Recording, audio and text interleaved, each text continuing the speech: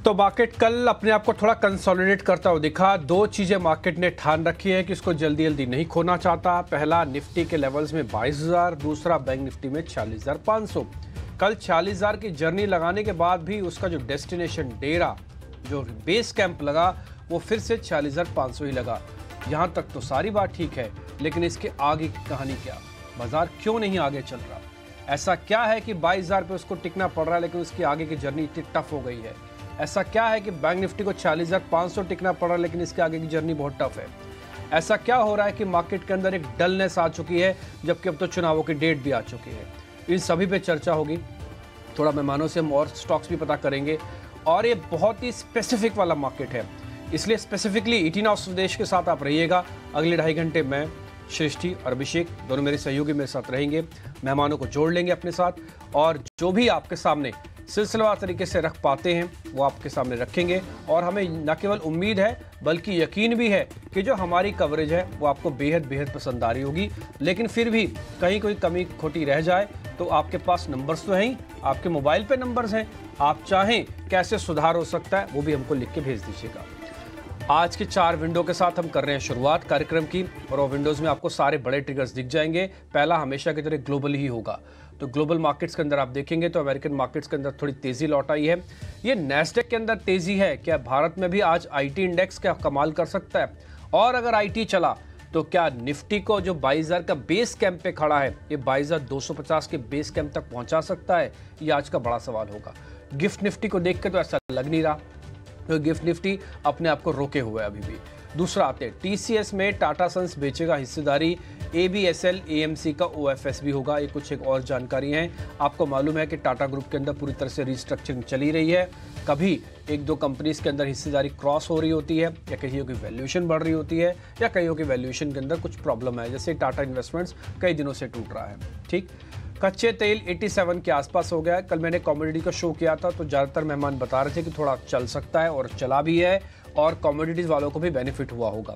Focus में आज tyre, paint, OMCs companies इसलिए रहेंगे क्योंकि इनका raw material being as an crude होगा।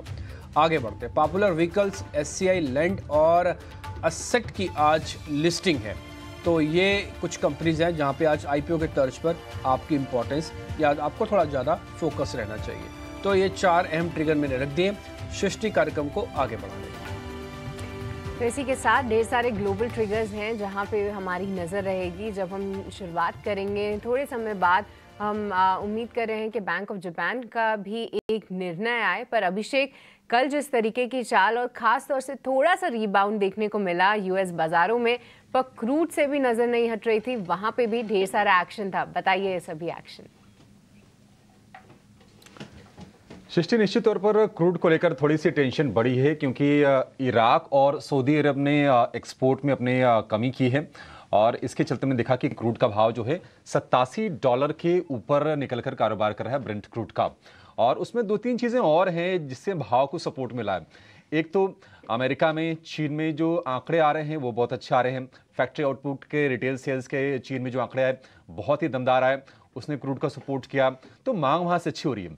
दूसरी चीज़ ये है कि रूस के जिन रिफाइनरीज पर यूक्रेन ने ड्रोन के हमले किए थे, वहां से जो आउटपुट है करीब करीब 7% के आसपास की टोटल कैपेसिटी पर असर पड़ा है, तो वहां से भी थोड़े सप्लाई कंस्ट्रेंट्स में देखने को मिल रहा है।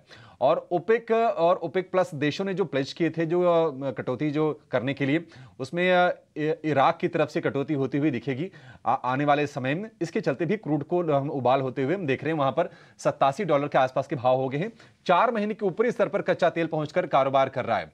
तो ये तो क्रूड हो गया, लेकिन निश्चित तौर पर अमेरिका में अब फोकस शिफ्ट हो जाएगा यूएस फेड के फैसले पर, जो आएगा कल देर रात।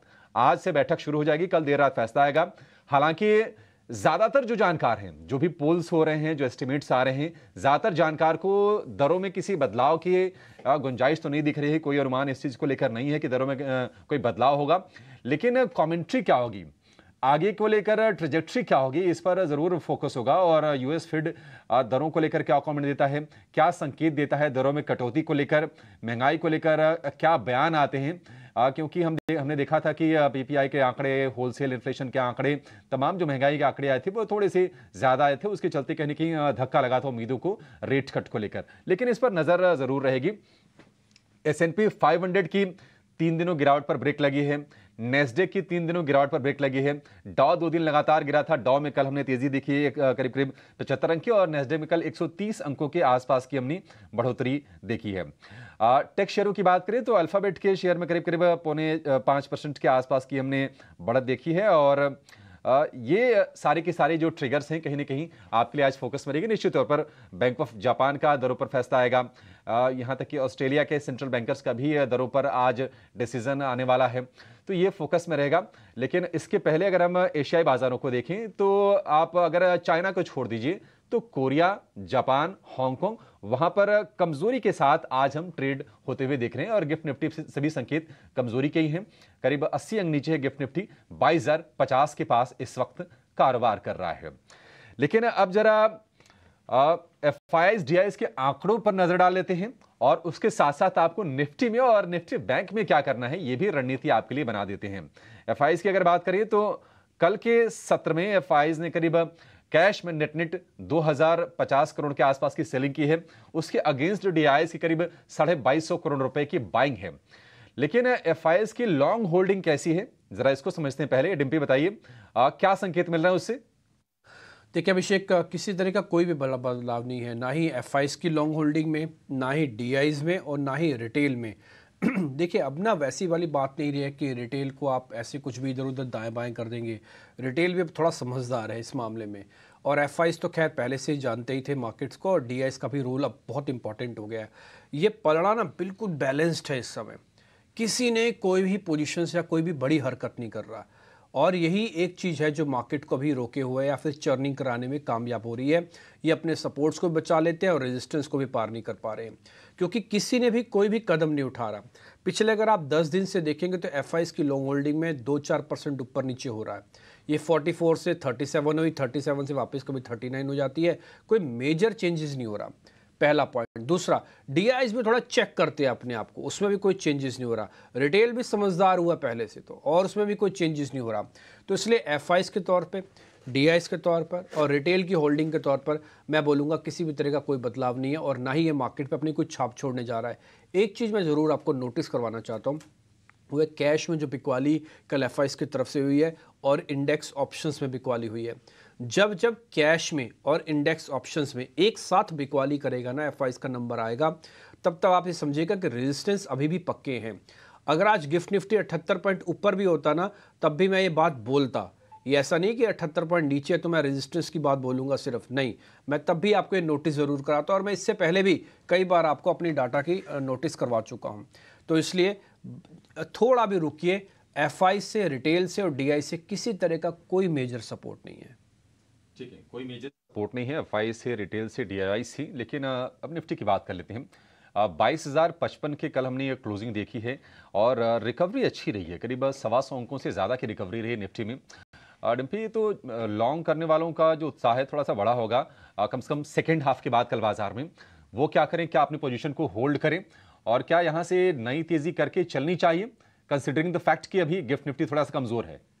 हाँ, आपके मैं दोनों का ही जवाब दे देता हूँ। पहले अच्छी बात ये हो रही है कि मार्केट अपने आप को 22,000 के आसपास आके रोक रहा है। ये बहुत अच्छी बात है कि मार्केट ने 22,000 के आसपास अपना बेस कैंप बनाना शुरू किया है। अगर आप पिछले 3-4 दिन के जॉल्ट देखेंगे, झटके देखेंगे, तो उन झटकों में भी मार्केट ने अपने आप को 22,000 के ऊपर ही रखा। ये पहला अच्छा पॉइंट है, प्लस का पॉइंट। और कल भी हमने आपको नोटिस कराया था कि जैसे 22,000 ऊपर आएगा, भले आप 100-200 पॉइंट का एक प्ले लेना चाहो तो आप ले भी सकते हो, और कल वो मिला भी आपको, पहला point.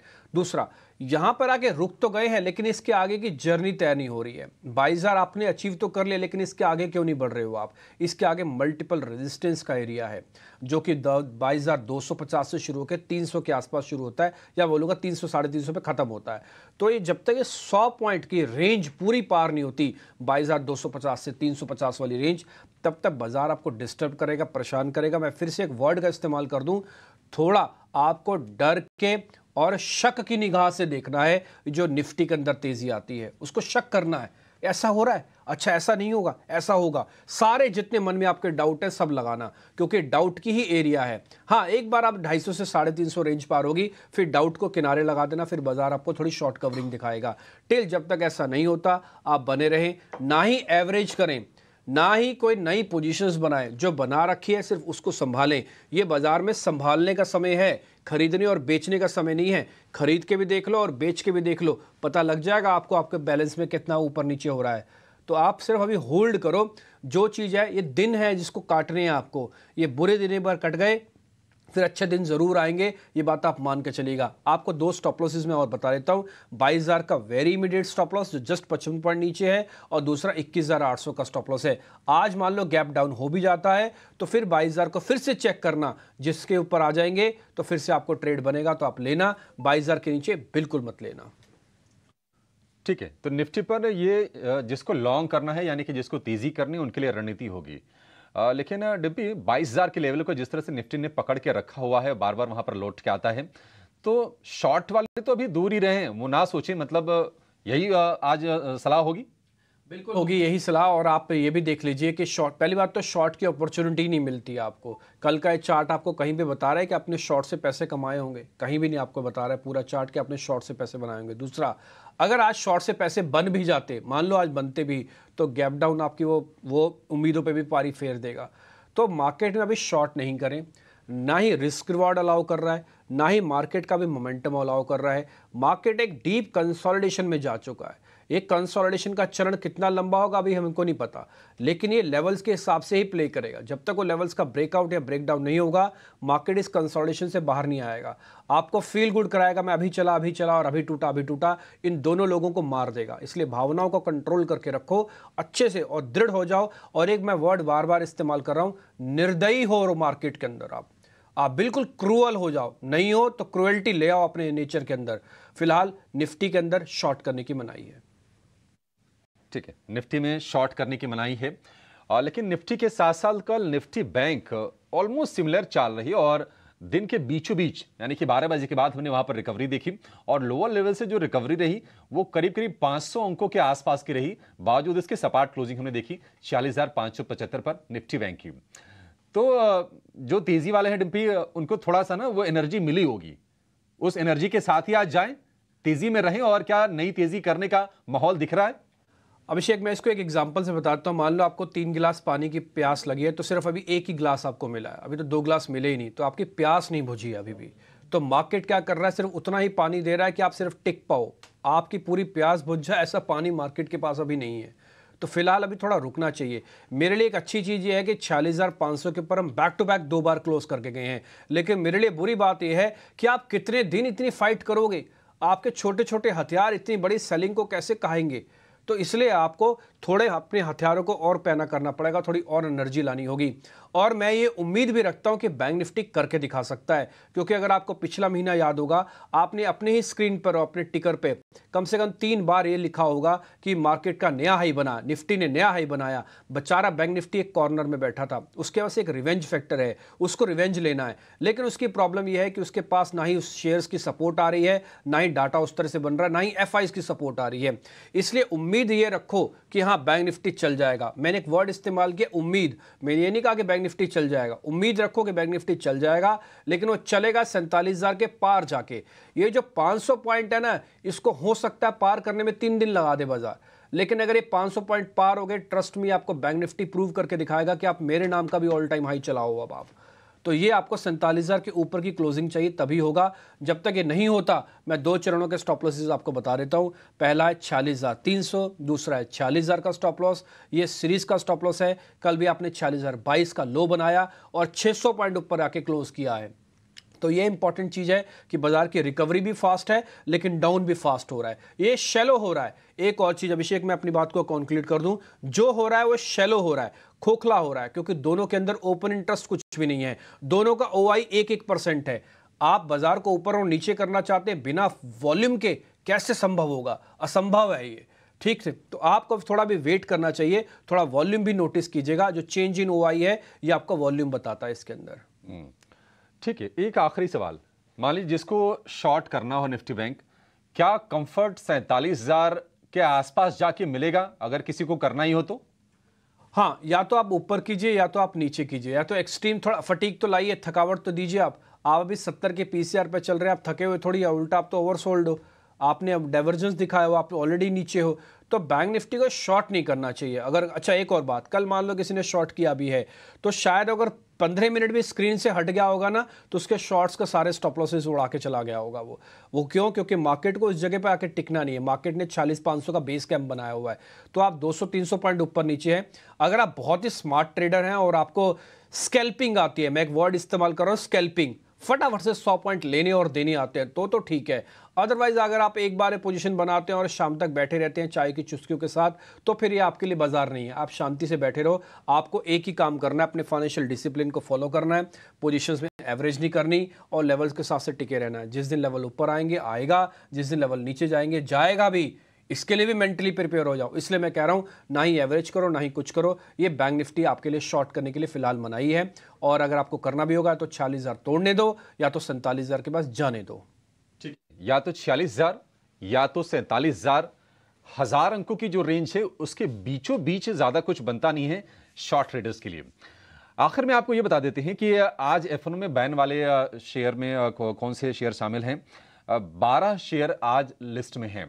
Aditya Birla fashion retail है, हिंद कॉपर है, BHEL, बायोकॉन, मणप्पुरम, नाल्को है, Piramal enterprises, RBL bank, SAIL, Tata chemical, Zee entertainment और बलरामपुर चीनी।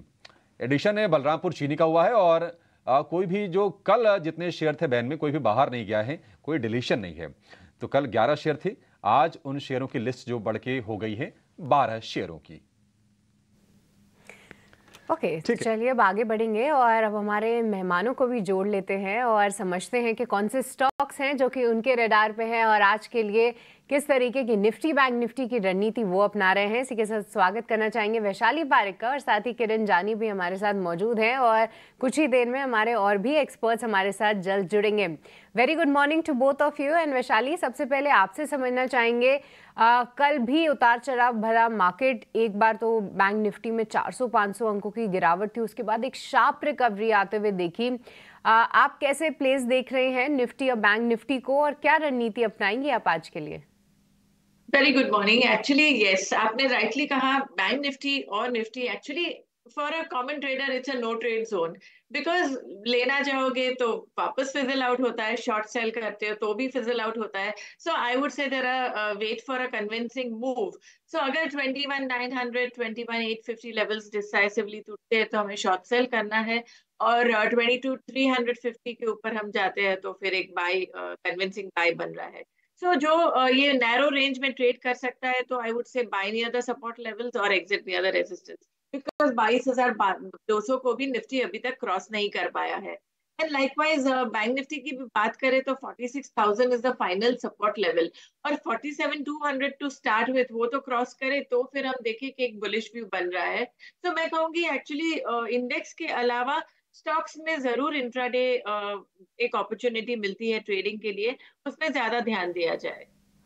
ठीक है, तो इंडेक्स से नजर हटा के स्टॉक स्पेसिफिक एक्शन भरपूर रहेगा। तो वैशाली, आपसे ही समझना चाहेंगे, बताइए आज के लिए आपकी ओपनिंग कॉल्स कौन सी होंगी और कौन से स्टॉक्स पे है आपकी नजर? तो वेल एक्चुअली कल के हिसाब से हम देखें तो मेटल सेक्टर में बहुत ही अच्छा मूव आया था। हमने काफी मेटल्स रेकमेंड किए हैं पोजिशनल ट्रेड के लिए, बट अभी जो मुझे कन्विंसिंग बाय लग रहा है, I mean of course it is a positional trade, तो मुझे मारुति एक स्टेडी स्टॉक लग रहा है in a volatile market like this. तो मेरा ध्यान रहेगा 11,300 के सपोर्ट के साथ इसको खरीदा जाए। फर्स्ट टारगेट वुड बी 12,000, और पोजिशनल होल्ड कर सकते हैं तो 12,300 भी आ सकता है। सो एक फ्रंट लाइन में से मुझे मारुति सही लग रहा है। और दूसरा है सन फार्मा एडवांस। सन फार्मा एडवांस भी अगर आप देखेंगे कैश में जो है, it is chartically looking very very favourable, and I think एक नई राउंड ऑफ मोमेंटम शुरुआत हुई है, तो ये भी मैं कहूंगी 325 के स्टॉप लॉस के साथ खरीदा जा सकता है for a target of 400 as a near term trading.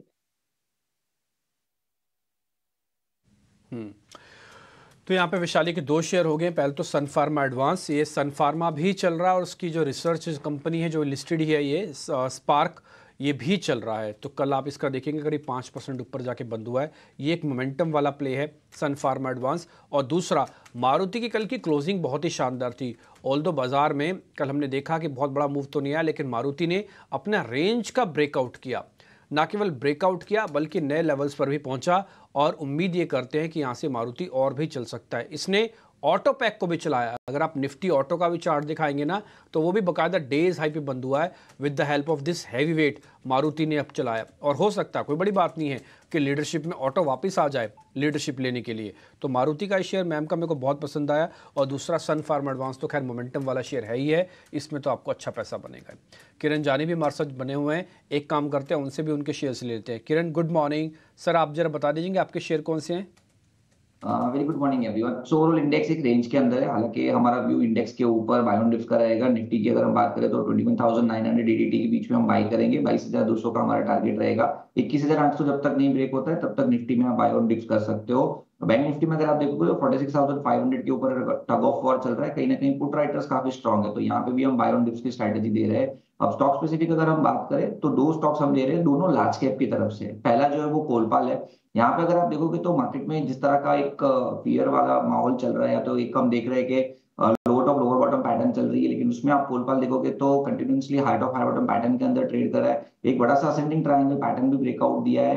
परसों के दिन का जो ब्रेकआउट आया था उसके बाद कल हमने देखा कि एक रीटेस्टिंग वाला मोड भी कंप्लीट हो चुका है, तो there are very good chances कि कोलपाल में यहाँ से एक अच्छा खासा मूव बन सकता है। तो एक दो दिन के हिसाब से हम कोलपाल बाई दे रहे हैं। 2730 के आसपास की क्लोजिंग थी, हम लॉन्ग करके जाएंगे। 2760 हमारा टारगेट रहेगा and 2710 as a stop loss हम मेंटेन करेंगे कोलपाल के अंदर। नेक्स्ट जो कॉल है वो फार्मा के अंदर से सन फार्मा। सन फार्मा में हमने देखा था कि ऊपर में 1600 तक के हाइस बना के स्टॉक पिछले 5 दिन से continuously lower top lower bottom pattern के अंदर ट्रेड कर रहा था। अब कल की जो पैटर्न है हम क्लियरली देख रहे हैं कि ट्यूजर बॉटम या तो हम एक बुलिश एंगल्फिंग कैंडलस्टिक्स पैटर्न भी बोल सकते हैं। 20 डेज मूविंग एवरेज का सपोर्ट ले रहा है। 1570 के आसपास की क्लोजिंग है। There are very good chances कि 1600 तक की रेंज हमें देखने को मिल सकती है। तो सन फार्मा हम लॉन्ग कर सकते हैं with the stop loss of 1549। So Colpal and Sun Pharma हमारी तरफ से आज के दो पिक रहेंगे। ठीक है, कोलपाल और सन फार्मा आपकी तरफ से हैं। थोड़े देखा जाए तो वैसे थोड़े थोड़े डिफेंसिव हैं, पहला पॉइंट। दूसरा, जैसे मैंने विशाली ने आपको स्पार्क दिया था उससे पहले ही मैंने आपको बताया था कि सन फार्मा की भी क्लोजिंग कल अच्छी हुई है। कल कपिल शाह हमारे एक और मेहमान हैं, उन्होंने भी दिया था ये शेयर, क्लोजिंग शो में दिया था ये, तो उन्होंने बाकायदा BTST भी करवाया इस शो को। तो आपके पास अगर BTST वाला है तो फिर एवरेज मत करना, फिर जितने शेयर हैं उसी को कंटिन्यू कर जाना। नया टारगेट आपको किरण जी ने दे दिया। हाँ, अगर आपने कल लिया ही नहीं, आज लेना चाहते हो तो ये स्टॉप लॉस टारगेट फिर फॉलो करने होंगे। दोनों शेयर हो गए सन फार्मा यानी कि इस ग्रुप के, तो एक तो सन फार्मा और दूसरा सन फार्मा एडवांस, इसके अलावा मारुति और कोलपाल है। ये 4 शेयर आपके पास है 2 मेहमानों के। एक काम करते हैं, जब तक और मेहमान जुड़े उससे पहले हम जरा खबरों वाले शेयर यानी कि आज के स्टॉक्स इन न्यूज़ ये पता कर लेते हैं। और शरद मेरे सहयोगी मेरे साथ जुड़ रहे हैं। शरद गुड मॉर्निंग, जरा बताएं आज के स्टॉक्स इन न्यूज़ कौन से हैं? Good morning Dimpy. तो सबसे पहले जो है ऑफकोर्स प्रमोटर का जो स्टेक सेल है वो एक इम्पॉर्टेंट ट्रेंड है, जो ऑफकोर्स हमने देखा लास्ट मंथ भी प्ले आउट हुआ था। बड़े बड़े डील्स हुए थे, इंडिगो, ITC जैसे स्टॉक्स जैसे। TCS सबसे पहले फोकस में रहेगा। ब्लॉक डील लाइकली है जहाँ पे प्रमोटर टाटा सन्स 0.65% स्टेक की बिकवाली कर सकते हैं, जिसका वैल्यू जो है 9,600 करोड़ के ऊपर रहेगा। अब इम्पॉर्टेंटली मैं बता दूं कि ये जो ओवरऑल एक्सरसाइज हो रही है डेट रिडक्शन के लिए हो रही है और एक सेमीकंडक्टर बिजनेस के लिए है। इसके अलावा आदित्य बिरला AMC भी फोकस में रहेगा। उनका OFS खुलेगा जहां पे प्रमोटर्स की बिकवाली होगी लगभग 11.5% की, लगभग 1500 करोड़ का ये टोटल आंकड़ा रहेगा। और OFS जो है आज शुरू होगा। हालांकि रिटेल इन्वेस्टर्स के बारे में बात करें तो वो जो है अगले दिन यानी कि मार्च 20 को होने वाला है। एंड ऑफ कोर्स एक्सपर्ट्स का मानना है कि अगर इतने बड़े लार्ज डील्स हो रहे हैं तो थोड़ी liquidity impact mid cap, small cap और SME स्टॉक्स में आ सकती है। लिस्टिंग के बारे में बात करें तो शिपिंग कॉरपोरेशन ऑफ इंडिया की जो लैंड एंड एसेट्स की जो आर्म है उनकी लिस्टिंग होने वाली है। जो थियोरेटिकल वैल्यू हमने कैलकुलेट किया है डिमर्ज्ड एंटिटी का वो लगभग 27 रुपये प्रति शेयर आ रहा है और उसका जो कुल मिला के मार्केट कैप है वो लगभग 1300 करोड़ का रहेगा। अब बात करते हैं पेन स्टॉक्स की, स्पेशली एशियन पेंट्स पे। यहाँ पे थोड़ी नेगेटिव रिएक्शन देखने मिल सकती है क्योंकि अब जो है ग्रासिम बिरला ग्रुप ने की जो पेंट की बिजनेस है अब उन्होंने अपनी प्राइसिंग लिस्ट जारी कर दी है। प्राइसिंग लिस्ट एग्रेसिव है, 5% डिस्काउंट पे एशियन पेंट्स के प्रति जो है प्राइसेस है। उसके अलावा इंसेंटिव्स और ये सब जोड़ेंगे तो ये डिस्काउंट लेवल्स ओवरऑल लेवल पे 10 से 15% पे आ रहा है, यानी कि बड़ा प्लेयर है, एग्रेसिव प्राइसिंग कर रहा है। तो बाकी पेंट स्टॉक्स में जो है ऑफकोर्स थोड़ी सी सेलिंग प्रेशर आ सकती है। सीमेंट चैनल चेक्स के बारे में बात करें तो कोटक की इंपॉर्टेंट रिपोर्ट आई है। लगातार 5वें महीने सीमेंट प्राइसेस की गिरावट देखने मिली है। ऑल ओवर इंडिया 7 से लेकर 8 रुपये प्रति बैग जो है गिरावट आया है। एयू स्मॉल फाइनेंस बैंक का एनालिस्ट डे था और यहाँ पे एक पॉजिटिव कमेंट्री आ रही है, जहाँ पे वित्त साल 2024 से लेकर 27 तक एडवांस और डिपॉजिट की जो CAGR ग्रोथ है वो लगभग आप कह सकते हैं 23 से लेकर 25% तक रहेगी। तो यहाँ पे जो है पॉजिटिव आप कह सकते हैं अपडेट आया है। HG इंफ्रा की JV कंसोर्शियम को सोलर बिजनेस का 1000 करोड़ के ऊपर का ऑर्डर आया। कंपनी को जो है पिछले एक हफ्ते में भी है स्ट्रॉन्ग ऑर्डर फ्लोज भी आई है। आखिरी स्टॉक पारादीप फॉस्फेट रहेगा, जहां पे उन्होंने अमोनिया और यूरिया प्लांट के जो क्लोजर कर दिए गोवा में मशीनरी इश्यूज को लेके। तो ये 8 स्टॉक्स हैं, लेकिन एक टायर स्टॉक्स के बारे में मैं ज़रूर कहूँगा, क्योंकि जो रबर प्राइजेज है डोमेस्टिक और इंटरनेशनल दोनों में जो एक टाइप से इंक्रीज़ हुई और एक महीने के लैग के कारण क्या होता है कि पहले तिमाही वित्त साल 2025 में ये इम्पैक्ट देखने मिल सकता है। तो टायर स्टॉक्स में थोड़ी नेगेटिव रिएक्शन भी आ सकती है। ठीक है, तो ये तमाम स्टॉक्स आज फोकस में रहेंगे और इनकी खबर के दम पर आज शेयरों में एक्शन दिखेगा भी। लेकिन चलिए कुछ शेयरों पर जरा चर्चा कर लेते हैं। ग्रासिम वाली खबर बड़ी इंटरेस्टिंग है और इसमें ऐसा है कि बिरला ओपस ने कीमतों की लिस्ट जारी कर दी है, पेंट कीमतों की, और कंपनी के सभी पेंट कीमतों में 5% का डिस्काउंट दिया है। तो जो मौजूदा कंपनियां हैं कहने के एशियन पेंट्स, देखना होगा उनके लिए कितनी चैलेंज निकल के आती है। ग्रासिम हल्की सी कल तेजी रही, लेकिन शायद आज, चूंकि जब लॉन्च किया था तब हमने देखा था कि एशियन पेंट्स पर उसका असर आया था और कई दिन तक शेयर में हमने गिरावट देखी थी। एशियन पेंट्स एक बार वैशाली जी आप चेक करके बताइए, इसके चार्ट्स आपको कैसे लग रहे हैं और क्या अगर कमजोरी आती है तो वहां पर खरीदना चाहिए या फिर अभी दूर रहना चाहिए? एशियन पेंट्स फ्लैट ही है, कुछ खास हो नहीं रहा है। वैसे तो ट्रेंड डाउन ही है, अनलेस एंड अनटिल ये स्टॉक 2900 के ऊपर क्लोज होता है तो इसमें थोड़ा रिवर्सल दिख सकता है। पर आई थिंक अगर वीकनेस होती है तो आई थिंक रीटेस्ट कर सकता है 2770 के जो प्रीवियस लो था वहां पे दोबारा आ सकता है, और मे बी अगर फर्दर वीकनेस हो तो और भी नीचे जा सकता है। तो फर्स्ट टारगेट वुड बी 2775। 2775 पहला टारगेट एशियन पेंट्स के लिए। नीचे की तरफ बिकवाली की सलाह इसमें है, सेल की रिकमेंडेशन। बाकी शेयरों पर भी हम एक्सपर्ट की राय लेंगे, लेकिन पहले ये जरा समझ लेते हैं कि आज ब्रोकरेज के रडार पर कौन से शेयर हैं, कौन सी रिपोर्ट्स आई हैं जो इंपैक्ट अपना जरूर दिखाएंगी। पूजा हमारे साथ हैं रिपोर्ट्स लेकर। पूजा बताइए।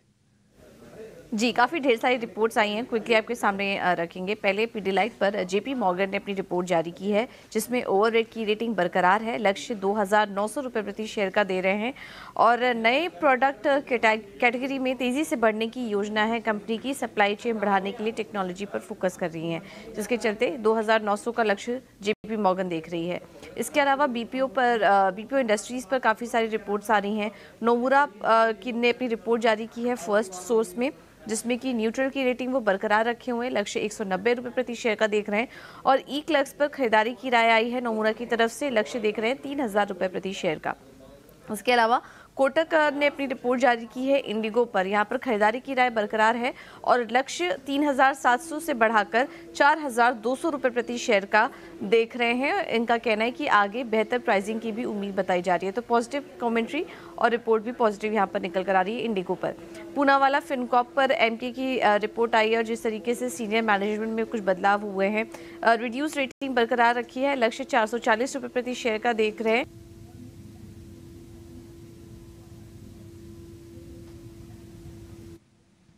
ये लक्ष्य देख रहे हैं पूनावाला फिनकॉप पे और ढेर सारे काउंटर्स हैं जहाँ पे रखनी होगी नज़र। और इसके अलावा कई सारे टायर काउंटर्स पे भी हमारा फोकस रहेगा। और एक बार किरण आप हमारे साथ जुड़े हुए हैं तो एक बार टायर काउंटर्स पे ही राय दीजिए, क्योंकि देखिए जो नेचुरल रबर के प्राइजेज हैं इंटरनेशनली वो तो बढ़ रहे थे, पर डोमेस्टिक में भी एक जंप देखने को मिला है। और एक और फैक्टर ये है कि जो कीमतें अब जो हैं कंपनीज कम कर रही हैं, क्योंकि हमने देखा था टायर कंपनीज में एक तरफा रैली हुई थी और उसका एक कारण ये भी था कि जो प्राइसेस थे वो कंपनीज बढ़ा पा रही थी जिस तरीके की ऑटो की डिमांड थी। बट अब खास तौर से जो सीवी सेगमेंट है या एग्री सेगमेंट है उसमें जो वीकनेस है उसके चलते ट्रक एंड बस रेडियल टायर्स, ये TBR सेगमेंट के जो कीमतें हैं वो कंपनीज अब घटा रही हैं। तो कहीं ना कहीं वो जो एक लिवे था कि अब इनके मार्जिन्स फेवर में आ रहे हैं, कई कंपनीज के मार्जिन्स तो कई क्वार्टर्स के हाई पे थे, अब वो जो फैक्टर है वो कहीं ना कहीं मिसिंग हो सकता है क्योंकि प्राइसेस का प्रेशर है, कच्चे माल की लागत का प्रेशर है। तो इसके लिए हम देख रहे हैं कि अपोलो टायर्स, सीएट, जेके टायर्स, इन सभी का आप 1 महीने का चार्ट देखेंगे तो आपको कमजोरी ही आती हुई दिख रही होगी।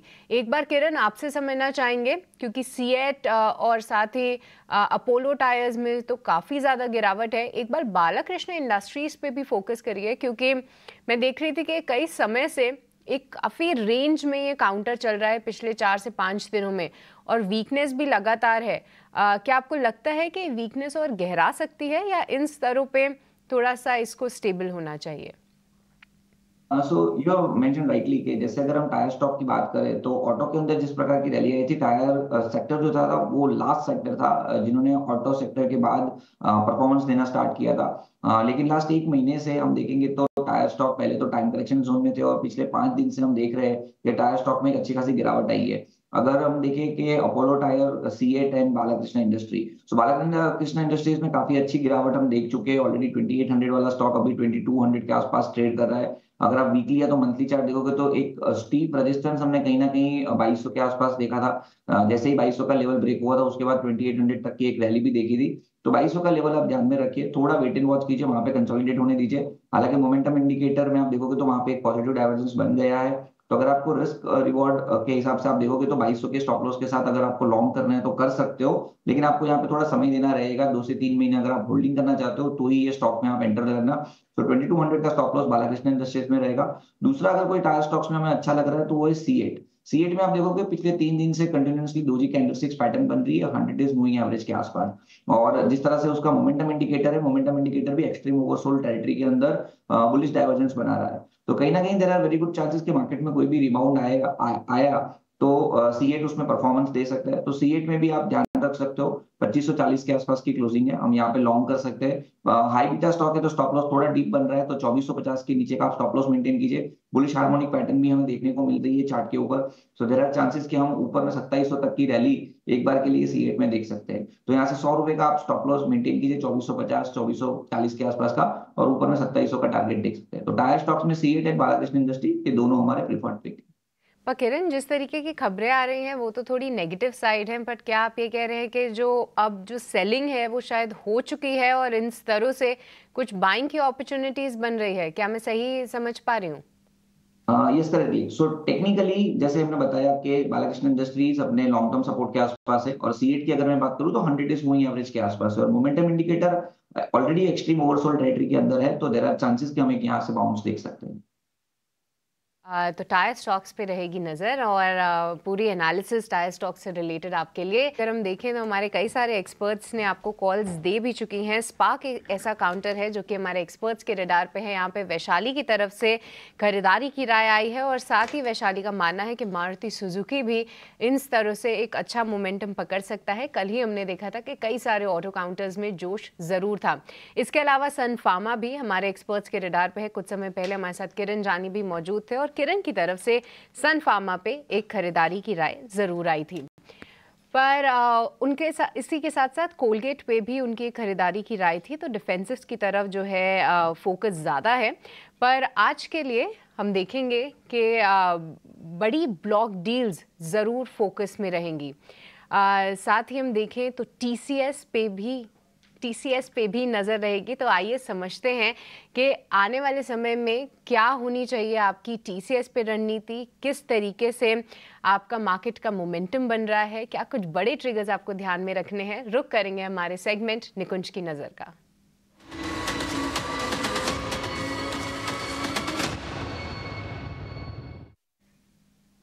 तो वो हमारे साथ ET Now स्वदेश के एडिटर इन चीफ निकुंज तालमिया जुड़ चुके हैं। निकुंज सर, वेरी गुड मॉर्निंग। आज एक बड़ी खबर, टीसीएस की ब्लॉक डील, जहां पे टीसीएस एक कैश काउ टाटा सन्स के लिए वहां पे वो हिस्सा बेचने जा रहे हैं। सर, क्या मायने लगाएं इसके, क्योंकि कई सारी रिपोर्ट्स आ रही हैं कि टाटा सन्स क्यों कर रहा है ये स्टेप, और ख़ास तौर से आपकी एनालिसिस समझना चाहेंगे कि रिटेल इन्वेस्टर्स की क्या स्ट्रैटेजी होनी चाहिए। देखिए टीसीएस टाटा सन्स का क्राउन ज्वेल जिसे हम बोल सकते हैं वो है। और जब भी पास्ट में टाटा ग्रुप को कभी भी कैश और डेट के इश्यूज आए थे तो उसने टीसीएस के अंदर हमेशा अपनी हिस्सेदारी कम करी थी। हमने 2008 में देखा है, 2007 में देखा है, उन्होंने हमेशा करा है। तो मेरी जो समझ है, ये कोई ऑफिशियल हमारे पास स्पष्टीकरण नहीं है, पर जो मैं लोगों से बात करी, जो मेरी समझ है वो ये है कि भाई टाटा सन्स एक प्रकार की एनबीएफसी है और आरबीआई बोलता है भाई अगर आपकी बैलेंस शीट में अगर डेट है तो आपको लिस्ट करना पड़ेगा। टाटा ग्रुप जाहिर सी बात है टाटा सन्स को लिस्ट नहीं करना चाहता है। जहां हम लिस्ट करते हैं कंपनी को, प्राइवेट डोमेन से पब्लिक डोमेन में आती है जब आपके रेगुलेटरी जो वो होते हैं पूरे के पूरे पैरामीटर्स है वो चेंज आते हैं, डिस्क्लोजर नॉर्म्स पूरे बदल जाते हैं। तो टाटा ग्रुप टाटा सन्स की लिस्टिंग को अवॉइड करना चाहता है, शायद इसीलिए उसको डेट कम करना पड़ेगा। वो डेट अगर कम करता है तो वो आरबीआई की जो गाइडलाइन है उसके अंदर फिर लिस्टिंग की कंपल्शन नहीं है। मुझे लगता है मूव इसलिए हो रहा है। ऑल्सो जब कैश आएगा उसके अंदर तो थोड़ा बहुत कैश ये भी हो सकता है कि जो सेमीकंडक्टर का बिजनेस है उसमें जा सकता है। मगर बड़ी बात यह है कि अगर आप पिछले एक महीने की बल्क डील्स देखें, वो ग्राफिक है हमारे पास, आईटीसी, फिर आप देखें वर्लपूल, फिर आप देखें इंडिगो, फिर आप देखें टीसीएस, फिर आप देखें जो 3-4 आज रिलायंस आदित्य बिरला म्यूचुअल फंड के अंदर भी एक ओएफएस होने वाला है। कुल मिलाकर के 35 से 40 हज़ार करोड़ का प्रमोटर होल्डिंग, जिसे हम कह सकते हैं प्रमोटर ने स्टेक बेची है। ये टिपिकल स्टॉक्स हैं जिनके अंदर प्रमोटर ओनरशिप कम नहीं करता है। It could be compulsion, it could be liquidity, it could be other factors which perhaps are critical for the companies and the promoters here. पर बॉटम लाइन यह है कि 35 से 40 हज़ार करोड़ का फ्रेश आउटफ्लो मार्केट के अंदर इस समय प्रमोटर की वजह से आ रहा है, जो पैसा इंस्टीट्यूशनल इन्वेस्टर्स डाल रहे हैं, जिसकी वजह से मुझे लगता है कि lot of liquidity vacuum will get created, क्योंकि पैसा लिमिटेड होता है प्रमोटर होल्डिंग जो आ रही है, क्योंकि ये पैसा अगर प्रमोटर होल्डिंग नहीं आती तो शायद उनमें नहीं जाता, और उसकी वजह से मुझे लगता है कि लार्ज कैप के अंदर इस समय लिक्विडिटी वैक्यूम ज़रूर हो जाएगा। ये मेरा मानना है।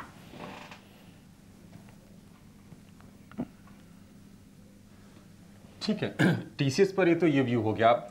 निकुंज सर, एक मार्केट पर आपसे व्यू लेना चाहेंगे, क्योंकि 22,000 के लेवल से हम निफ्टी को देखने की बार बार फ्लर्ट कर रहा है, उसके ऊपर टिकने की कोशिश हो रही है। आज से यूएस फेड की बैठक शुरू हो जाएगी, कल देर रात फैसला आ जाएगा। तमाम सेंट्रल बैंकर्स की बैठक है, बैंक ऑफ जापान की, ऑस्ट्रेलिया में भी बैठक है। तो बाजार पर यहाँ से आप किस तरह की चाल देख रहे हैं? अगले अगर हम आपसे पूछें कि महीने, 2 महीने या कम से कम इलेक्शंस तक, तो किस तरह का मूव होगा? अभिषेक, देखिए पहले बात करते हैं अगले एकदम नियर टर्म की। आज कल मार्च का महीना, मुझे नहीं लगता कि मार्च के महीने के अंदर अब कोई बहुत बड़ा मूव आने वाला है। अगर इतनी बड़ी प्रमोटर स्टेक सेल नहीं आती, इतना बड़ा लिक्विडिटी इवेंट का मार्केट में नहीं होता है, ये 4-5 डील जो मेंशन मैंने करी है, तो मुझे तो निफ्टी शायद ऊपर की तरफ ज़्यादा जा सकता था। मगर निफ्टी अब ऊपर में जाकर के रुक रहा है, थम रहा है, मार्केट कंसोलिडेशन मोड में आ चुका है। मेरा ये मानना है कि लार्ज कैप स्टॉक्स के अंदर ज़्यादा गिरावट नहीं आएगी और मिड कैप स्टॉक्स के अंदर कंसोलिडेशन चालू हो जाएगा। मिड कैप स्टॉक्स उस स्तर पे नहीं पहुंचे हैं जहां से इनके अंदर रिकवरी आपको देखने को मिलेगी, मगर large cap stocks because technically liquidity की वजह से मुझे लगता है कि जो अपसाइड है मार्केट की वह इस समय वेरी वेल डिफाइंड है। तो डाउनसाइड भी मार्केट में ज़्यादा नहीं लग रही है, अपसाइड भी मार्केट में नहीं लग रही है। जो झटका एक mid and small cap stocks में कंपल्सिव फैक्टर्स की वजह से आना था वो आ चुका है, और मुझे लगता है कि मार्केट अब बैलेंस आउट होगा। मगर मार्केट के अंदर तेज़ी का रुख नहीं लग रहा है। पिछले 3 साल में हमने देखा है जब भी मार्केट में मंदी आई, तेज़ी उससे मतलब मंदी कम आई है, नीचे का रुख काफ़ी कम रहा है और उसके बाद तेज़ी का रुख रहा है। मगर मेरा यह मानना है कि ना मंदी ना तेज़ी, इस समय लाई लो वाला मार्केट है जिसके अंदर आपको शायद बहुत बड़ी ट्रेड्स ना मिले। It is a non tradable market at least for next few days. अगर मार्केट अगले 15-20 दिन नहीं जाता है तो मुझे लगता है कि अप्रैल महीने के अंदर प्री इलेक्शन रैली एक आ सकती है, मगर वह डेटा आने दीजिए। अगले 2 हफ्ते देखते हैं, अगले 2 हफ्तों के अंदर मुझे ऐसा कोई बहुत बड़ा ट्रेंड या बहुत बड़ा डायरेक्शन या कोई बहुत बड़ी ट्रेडिंग ऑप्शन इस समय नहीं दिख रही है। निकुंज सर, हमने देखा है पिछले 3-4 दिन के अंदर ना कुछ ऑटो स्टॉक्स ने वापस हिम्मत दिखाना शुरू किया है। मारुति कल डेज हाई पे बंद था, M&M ठीक ही चल रहा है, टाटा मोटर्स भी ठीक ही है, डेज हाई पे कल बंद हुआ है। ऑटोस पे कुछ आपका रिएक्शन या ऑटो पे कुछ आपका एनालिसिस? टीम भी देखिए, ऑटो के जो डिस्पैच नंबर्स हैं वो बुरे नहीं थे। और जब मैं हीरो मोटर कॉर्प के मैनेजमेंट से मिला, जब हम ईटीनागो में मारुति के मैनेजमेंट से मिले थे, तो सबका मानना है कि जो ऑटो के अंदर जो डिमांड आई है वह डिमांड स्थिर रहेगी। तो जो ऑटो सेक्टर के अंदर जो हम देख रहे हैं इस प्रकार का जी जो ट्रेंड दिख रहा है, वो ट्रेंड जो दिख रहा है वो मंदी का ट्रेंड नहीं दिख रहा है। सबसे बड़ा आश्चर्य चकित मूव जो हुआ है वो हुआ टू व्हीलर्स के अंदर। बजाज ऑटो, हीरो मोटोकॉर्प, मुझे लगता था हमेशा कि भाई two wheelers and rural economy है जॉइंट टुगेदर, मगर ऐसा नहीं हुआ है। रूरल इकॉनमी रिकवर नहीं है, उसके बावजूद भी टू व्हीलर स्टॉक्स में अच्छा खासा उछाल देखने को मिला है। तो ऑटोज़ में इन जनरल आपको मुझे लगता है सेक्टर एक आउट परफॉर्मेंस रहेगा। ऑटो एक ऐसा सेक्टर है जिसके अंदर अगर आप देखें तो हिंदुस्तान का नक्शा बदल रहा है। डिम्पी, नए रोड्स बन रहे हैं, नया इंफ्रास्ट्रक्चर क्रिएट हो रहा है। The amount of hours which we are now doing on the road I think is far higher than what we were doing earlier. तो भले ही वो आपको ट्रैवल के लिए जाना हो, भले ही वो आपको लॉजिस्टिक्स सेक्टर में जाना हो, everything that moves it moves on the wheel. तो उस लिहाज से अगर आप देखें तो ऑटो के अंदर मुझे लगता है कि 2024 इतना बुरा साल नहीं रहेगा। 2023 भी अच्छा साल था क्योंकि यहाँ पर वैल्यूएशंस बहुत महंगे नहीं हैं।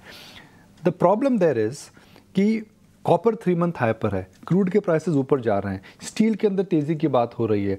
तो क्या ऑटो के अंदर हम एक फेज से जा सकते हैं कि जहां पर वापस मार्जिन अंडर प्रेशर आ सकते हैं? बोलना भी बहुत मुश्किल है, मगर कल में जो कल मैंने मेटल्स में रैली देखी स्टील स्टॉक्स के अंदर, कॉपर के प्राइसेस मैं देखता हूँ, क्रूड के अगर मैं अंदर देखता हूँ, कोको के प्राइसेस मैं देखता हूँ, मुझे लग रहा है कहीं ना कहीं चुपके से, धीरे से, बिना बताए इन्फ्लेशन वापस आ सकती है। ये अच्छा आपका एनालिसिस है कि इन्फ्लेशन वापस दबे पाँव आ सकता है और आपको हो सकता है डिस्टर्ब भी करे। और एक और चीज़ जो आपने आज टाटा ग्रुप पे अपना एनालिसिस दिया, और मैं यकीन के साथ कह सकता हूँ कि शायद ही बिजनेस जर्नलिज्म में कोई ऐसा होगा जिसको टाटास के बारे में इतनी जानकारी होगी जितनी आपको है।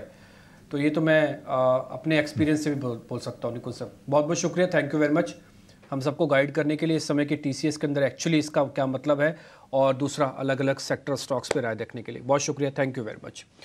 आगे बढ़े, दो मेहमानों को मैं अपने साथ और जोड़ना चाहता हूं। एक फंडामेंटल एनालिस्ट है हमारे साथ, विनीत जी हैं वेंचुरा सिक्योरिटी से, और साथ ही कुणाल परार टेक्निकल एनालिस्ट हैं। दो मेहमान हमारे साथ और जुड़ रहे हैं पैनल पे। आप दोनों का बहुत बहुत स्वागत। Vineet sir, thank you very much time देने के लिए।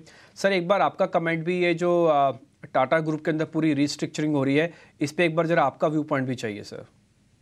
नहीं, डेफिनेटली देखिए, दो चीजें हैं। टाटा ग्रुप को रेगुलेटरी कंप्लायंस करना है, they don't want to get listed. दूसरी चीज है, उनको पैसे की जरूरत है, बिकॉज जो आपकी जो सेमीकंडक्टर इंडस्ट्री है, it's a very heavy capex industry. तो उसके कारण आप देखोगे कि इनको शेयर बेचने पड़ रहे हैं, और इनका एक ही शेयर है जिन्हें बेच के इनको लगभग 9-9.5 हजार करोड़ रुपए आते हैं। वो है आपका TCS के शेयर्स। तो एक ये है, तो हमें लगता है कि जो टाटा का जो डील है, ये मार्केट पे थोड़ा टाइमिंग इसकी जो है ना, मार्च में थोड़ी हैवी पड़ रही है in terms of liquidity in the market. तो मुझे लगता है कि इससे थोड़ा सा स्ट्रेस हो सकता है सिस्टम में, बट जब तक ये 21,900 के नीचे मार्केट नहीं जाती है, तब तक हमें नहीं लगता कि कुछ नेगेटिव होगा मार्केट में। रीजन है कि पिछले 5 सेशन से ये जो 50-डे मूविंग एवरेज है, काफी अच्छी तरह से मार्केट ने डिफेंड करके ऊपर ही क्लोज दिया। Interesting sir. सर, आपने एक तो लेवल्स की बात बता दी कि 21,900 आपको लगता नहीं, लेकिन एक कंसर्न आपने भी जताया, जो भी कुछ भी जता रहे थे, कि लिक्विडिटी सकिंग की प्रॉब्लम हो सकती है। लिक्विडिटी की थोड़ी सी प्रॉब्लम हो सकती है क्योंकि एक मेजर ब्लॉक डील का एक पार्ट बनने जा रहा है, पूरी रिस्ट्रक्चरिंग में जो हो रहा है ये, उसकी वजह से लिक्विडिटी थोड़ी बहुत प्रॉब्लम हो सकती है। देखते हैं मार्केट इसको कितना एब्जॉर्ब कर लेता है। वैसे इसके पास 150 पॉइंट है एब्जॉर्ब करने के लिए, 20,500 के आसपास है। एक काम करें जरा जल्दी से कुणाल परार से उनकी कॉल्स ले लें। कुणाल जी, कोई कॉल्स है तो बताइए। गुड मॉर्निंग डिम्पी जी। यस, 2 कॉल्स है। सबसे पहले मॉर्निंग सर। इसमें अच्छे खासे मोमेंटम आज के दिन में देखने को मिल सकती है, वो है कैनरा बैंक। आप देखिए, लगातार 3 दिन से एक अच्छे खासे सपोर्ट के साथ स्टॉक ट्रेड कर रहा है 528 530। तो लाइकली चांसेस है यहाँ से बाउंस बैक देखने को मिल सकता है। कैनरा बैंक खरीदारी करके चलिए। इंट्राडे के लिहाज से जो एसेट हम यहाँ पे रखेंगे, जो 540 का है, 540 का है। टारगेट की बात कर लेते हैं तो 560 का पहला टारगेट स्टॉक दिखा सकता है, और वो जैसे क्रॉस होगा 576 का दूसरा टारगेट भी हमें दिखा सकता है।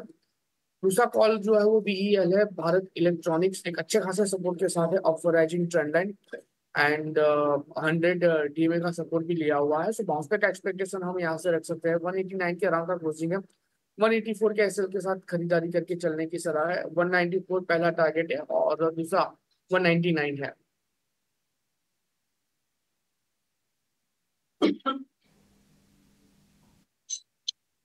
ऑलराइट, तो ये कॉल्स कुणाल की तरफ से। पर चलिए अब आगे बढ़ेंगे और भसीन जी भी हमारे साथ जुड़ चुके हैं और चलिए समझते हैं आज के कौन से हैं भसीन जी के बेहतरीन शेयर्स। भसीन जी वेरी गुड मॉर्निंग। सबसे पहले तो आपसे अपडेट लेना चाहेंगे, कल की कॉल्स तक क्या कुछ एक्शन देखने को मिला और आज के लिए क्या रणनीति होनी चाहिए? आज का बाजार कैसा लग रहा है सर? हाँ, गुड मॉर्निंग सृष्टि, आपको, डिम्पी और अभिषेक को। हाँ, तो देखिए मुझे लगता है आज एक पेनल्टीमेंट डे है, कल फेड की मीट है। एक्सपेक्टेशन जरूर ये है कि 2 या 3 रेट कट अब अनिवार्य है, लेकिन डेटा थोड़ा सा उतार चढ़ाव देता है। तो हायर बॉन्ड यील्ड और डॉलर के वजह से थोड़ा सा वहां अटकली है। हाउएवर, जैसे आपने देखा, आई थिंक एप्पल ने बहुत स्ट्रॉन्ग सपोर्ट दिया है, अल्फाबेट के नंबर्स अच्छे एक्सपेक्टेड है और हमें यहाँ भी लगता है कि क्वार्टरली नंबर्स अच्छे होंगे। तो मुझे लगता है मिड कैप पे अभी भी थोड़ा सा प्रेशर बने रह सकता है, क्योंकि ये सभी का दिखता है थोड़ा म्यूचुअल फंड का स्ट्रेस। बट लार्ज कैप्स में मुझे बहुत पसंदीदा स्टॉक्स दिख रहे हैं। और आपको मैं कई दिन से कह रहा था मेटल्स लीड करेंगे, और मेटल्स बहुत आउट परफॉर्म किए कल भी। मैं मेटल्स में बहुत बुलिश हूँ, और स्पेशलिटी केमिकल, और अभी भी मैं कहता हूँ कि ये दोनों सेक्टर्स जो हैं आउट परफॉर्म करेंगे। Jindal steel, JSW, Tata steel, SAIL, NALCO, Vedanta, ये सब आउट परफॉर्मर्स हैं, तो इनका बास्केट लेना चाहिए। दूसरा सृष्टि जी, मुझे लगता है कि पावर लेंडर्स बहुत स्ट्रॉन्ग स्पेस पे हैं, given that receivables from state electricity board is the highest in the history of the country. Solar, wind और रिन्यूएबल्स में जिस तरह से मोदी जी ने 1 लाख करोड़ का और बजट दिया है, वो सब आरईसी पीएफसी करेंगे। तो सेलेक्टिवली आपको ये डिक्लाइन में अच्छे शेयरों में घुसना चाहिए। और मुझे लगता है मार्केट इस कंसोलिडेशन के बाद, होली के बाद, एक बहुत अच्छी रैली आएगी, जिसमें ये 22,500 का टारगेट एक इंडेक्स पे जरूर आएगा, क्योंकि इंडेक्स में कंसोलिडेशन काफी टाइम से हुई है, अंडर परफॉर्मेंस अब खत्म हो गया। मुझे यहाँ से लगता है कि आउट परफॉर्मेंस आ सकता है। अपडेट दे दूं, कल मैंने दोनों आपको इंश्योरेंस स्टॉक्स दिए थे, मैं अभी भी कायम हूँ। ICICI Pru, HDFC life, insurance के जो प्राइवेट प्लेयर्स हैं, वो बहुत स्ट्रॉन्ग पोजीशन में है। और उनका फोकस अब not only on insurance new product, deposit पे भी बड़ा स्ट्रॉन्ग है, क्योंकि आप देख रहे हैं liability franchise is giving better, और इनके यहाँ यील्ड्स में मार्जिन बहुत स्ट्रॉन्ग होते हैं। तीसरा मैंने बाटा कहा था, वो मैं अभी भी कंफर्म हूं कि consumption stocks are going to lead the way. Godrej consumer मेरा एक टॉप पिक होता था, वो न्यू हाई पे गया है, और मुझे लग रहा है Bata will do extremely well in the coming quarter. आज के लिए 3 पिक्स हैं, आप कहे तो मैं शुरू करूं। बिल्कुल बिल्कुल भसीन साहब, शुरू कीजिए, इंतजार ही कर रहे हैं हम लोग। हाँ, तो देखिए, मैं आरईसी पीएफसी दोनों पे बाय दे रहा हूं। आज रिसेंट रैली के बाद इनमें करेक्शन आया है in line with the mid caps, लेकिन अंडरलाइन में जहां तक हमारी बातचीत हुई है मैनेजमेंट से, वो कह रहे हैं इस क्वार्टर में बेस्ट एवर रिजल्ट्स आएंगे। हाईएस्ट निम आएगी, highest net interest income, net interest margin, और जो स्टेट इलेक्ट्रिसिटी बोर्ड से उनकी प्रोसीड्स है, वो बेस्ट एवर है। तो आरईसी 435 में लीजिए, 425 का स्टॉप लॉस, 475 का टारगेट, और पीएफसी 373 में लीजिए, 365 का स्टॉप लॉस, 400 का टारगेट। थोड़ा सा 1-8 रुपए आप और वॉलेटिलिटी के लिए दे सकते हैं, लेकिन ये लेने वाले लेवल्स हैं। यहाँ पे आपको थोड़ा सा बॉटमिंग आउट दिखेगी। मुझे लगता है इनमें वापस 5-7% आपको रैली जल्दी दिख सकती है। तीसरा मेरा फेवरेट है, जो मैं पहले भी कह चुका हूँ, इंडिया बुल रियल एस्टेट। इसने 95-98 डबल टॉप बॉटम टेस्ट किया है, और जहां से रिबाउंड 120 का बहुत स्ट्रॉन्ग है। 125 के ऊपर ही ये गोली की तरह चलेगा, 150 तक हाथ नहीं आएगा। आपको ये भी बता दूं, 24 तारीख को एनसीएलटी होपफुली इसके मर्जर को क्लियर कर देगी, जिसमें एम्बेसी का स्टेक बढ़ जाएगा। एम्बेसी, ब्लैकस्टोन और जो 2-3 बड़े प्लेयर्स हैं। तो मुझे लगता है ये एक ऐसा under valued real estate stock है, जो यहाँ से अगले साल तक डबल भी हो सकता है। अभी हम 150 रुपए का टारगेट कह रहे हैं, and when we will review it. हाँ, इसमें 110 का आपके लिए स्टॉप लॉस है, क्योंकि मार्केट वॉलेटाइल है। ठीक है, ये 3 शेयर आरईसी पीएफसी जोड़े में, इसको भी आपको खरीदना है दोनों को। 475 आरईसी का टारगेट, 400 पीएफसी का टारगेट और इंडिया बुल्स रियल एस्टेट इसके लिए टारगेट होगा 145 रुपए का। 3 ये दमदार शेयर वसीम साहब की तरफ से। वसीम साहब, बहुत शुक्रिया आज आपका समय देने के लिए और बाजार पर अपना एक व्यू शेयर करने के लिए और ये बेहतरीन शेयर भी हमारे दर्शकों को बताने के लिए। एक और एक्सपर्ट को शो में शामिल करने का समय हो गया है। कुश बोहरा हमारे साथ जुड़ गए हैं। कुश, बहुत शुक्रिया, स्वागत है आपका 18 और स्वदेश पर। बताइए आज के लिए आपके पिक्स क्या हैं, कहां पर आपका कन्विक्शन आ रहा है? Abhishek, first up a very good morning to you, to all the panelists and all the viewers. well, देखिए ओवरऑल सेटअप यहाँ पे रेंज बाउंड ही है। 21,800 से 22,200 की जो रेंज है निफ्टी की, उसको प्ले करें, closer to the lower end of the range buying करें और अपर एंड की तरफ थोड़ा सा प्रॉफिट बुकिंग भी करते चले, because there is fair bit of volatility in the market. अब इस व्यू के चलते हमारे जो दो पिक्स हैं आज है कोलगेट पामोलिव और श्रीराम पिस्टन्स। दोनों ही स्टॉक्स में हमने अच्छा खासा रुझान देखा है ऑन द अपसाइड। कोलगेट एक सेफ्टी प्ले भी है, लेकिन अगर आप देखें तो यहाँ पे मार्केट फॉल का कोई असर नहीं पड़ा, तो रिलेटिव स्ट्रेंथ और रिलेटिव आउट परफॉर्मेंस भी यहाँ पे एक्ट करेगी आपके लिए। सो कोलगेट के लिए टारगेट्स रहेंगे 2795, 2850 के, 2675 ये आपका स्टॉप लॉस रहेगा। Shriram pistons small and mid cap space से कुछ स्टॉक्स हैं जहाँ पे वैल्यू इमर्ज होती भी नजर आ रही है। This is one of them. पिछले 3 सेशन से स्टॉक ने अच्छा परफॉर्म किया है, वॉल्यूम्स में भी एक डिसेंट अपटिक है और अपने की एवरेजेस के ऊपर होल्ड कर रहा है। तो यहाँ पे 1745, 1790 के टारगेट्स के लिए बाय करें और 1675 को अपना स्टॉप लॉस लेके चलें। तो शेयर कुश की तरफ से और खरीदारी की सलाह आपके लिए। श्रीराम पिस्टन्स इसके लिए टारगेट होगा 1745 और 1790 रुपए का दूसरा टारगेट और 1675 रुपए का आपको इसमें स्टॉप लॉस लगा के चलना है। कुश की तरफ से खरीदारी की सलाह इसमें है। और दूसरा शेयर है कोलगेट पामोलिव का, इसमें भी खरीदारी की सलाह है आपके लिए। 2795, 2850 और ये टारगेट है। 2675 रुपए का स्टॉप लॉस आपके लिए इसमें है। चलिए कुछ और शेयरों पर व्यू लेते हैं अपने एक्सपर्ट से। इंडिगो पर कोटक की एक रिपोर्ट आई है और खरीदारी के राय को बरकरार रखी है। इंटरग्लोब में हम देख रहे हैं कि 2-3 सत्र से लगातार तेजी भी हो रही है। लक्ष्य को 500 रुपए बढ़ाया है कोटक सिक्योरिटीज ने, 3700 से बढ़ाकर कर दिया है अब 4200। 3200 रुपए के आसपास का भाव है इंटरग्लोब एविएशन का। और कोटक का कहना है कि ऑर्डर और प्राइसिंग का फायदा मिलेगा, आगे बेहतर प्राइसिंग की उम्मीद है। तो प्राइसिंग तो इनके पक्ष में हो जाएगा। अगर हम मार्केट की बात करें तो डोमेस्टिक मार्केट में तकरीबन 60% के आसपास का शेयर अकेले इंटरग्लोब एविएशन के पास है। इस पर जरा एक व्यू लेते हैं।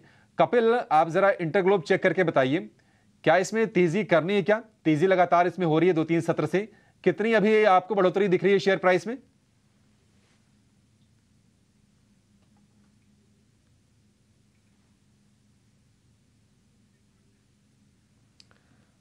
ठीक है, ठीक है। कुणाल, कपिल नहीं है, आपसे जवाब चाहेंगे। कुणाल बताइए क्या करना है शेयर में?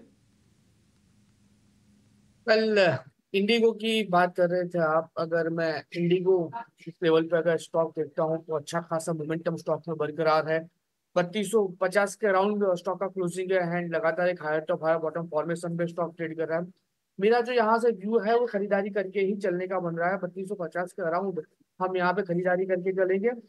अगर मैं एसएल की बात करूँ तो लोअर लेवल पे यहाँ पे जो हम एसएल मेंटेन करेंगे वो 31 से 30 का रहेगा। और टारगेट की बात करते हैं तो 3340 का पहला टारगेट है 3340, और जैसे ही ब्रेक होता है 3500 तक के भी टारगेट ये स्टॉक हमें दिखा सकता है। ठीक है, मेरे दोनों सहयोगी आपसे खबरों वाले और ब्रोकिंग हाउसेस के शेयर्स पूछ रहे हैं। मैं तीसरा हिस्सा संभाल लेता हूं जिसको हम कहते हैं ब्रेकआउट शेयर्स। एक बार जरा वो चेक कर लेते हैं कि कहाँ कहाँ पे मार्केट का मोमेंटम आपको देखने को मिलेगा। मैं सिर्फ स्टॉक्स पे पहले चर्चा कर लेता हूँ और स्टॉक्स चेक करवाते हैं। अच्छा, 2 मेजर शेयर रिलायंस इंडस्ट्रीज और रिलायंस इंफ्रा, एक बार जरा वो भी दिखाएं। रिलायंस इंफ्रा करके शेयर है, ठीक है, 265 रुपये के आसपास का होगा। छोड़िए रिलायंस इंफ्रा को छोड़ दीजिए, रिलायंस इंडस्ट्रीज रखिए, इसको यहीं रखिए। वो रिलायंस इंडस्ट्रीज डेज हाई पे जाके बंद हुआ है। वैशाली, इसमें आपको ट्रेड आज फिर से लेंगे क्या? कल इसी की बदौलत हमने 22,000 पार किया था और ना केवल 22,000 पार किया बल्कि टिके थे। I think so. Actually trend तो बहुत ही सही है, 2800 का सपोर्ट तो था ही। सो आई थिंक ये रिस्क रिवॉर्ड भी फेवरेबल रहता है। 2800 के स्टॉप लॉस के साथ इसको कंसिडर किया जा सकता है, बिकॉज इन ऑल लाइकलीहुड ये स्टॉक दोबारा 2980 तक जा सकता है और उसके बाद हम एक फ्रेश राउंड ऑफ मोमेंटम भी देख सकते हैं।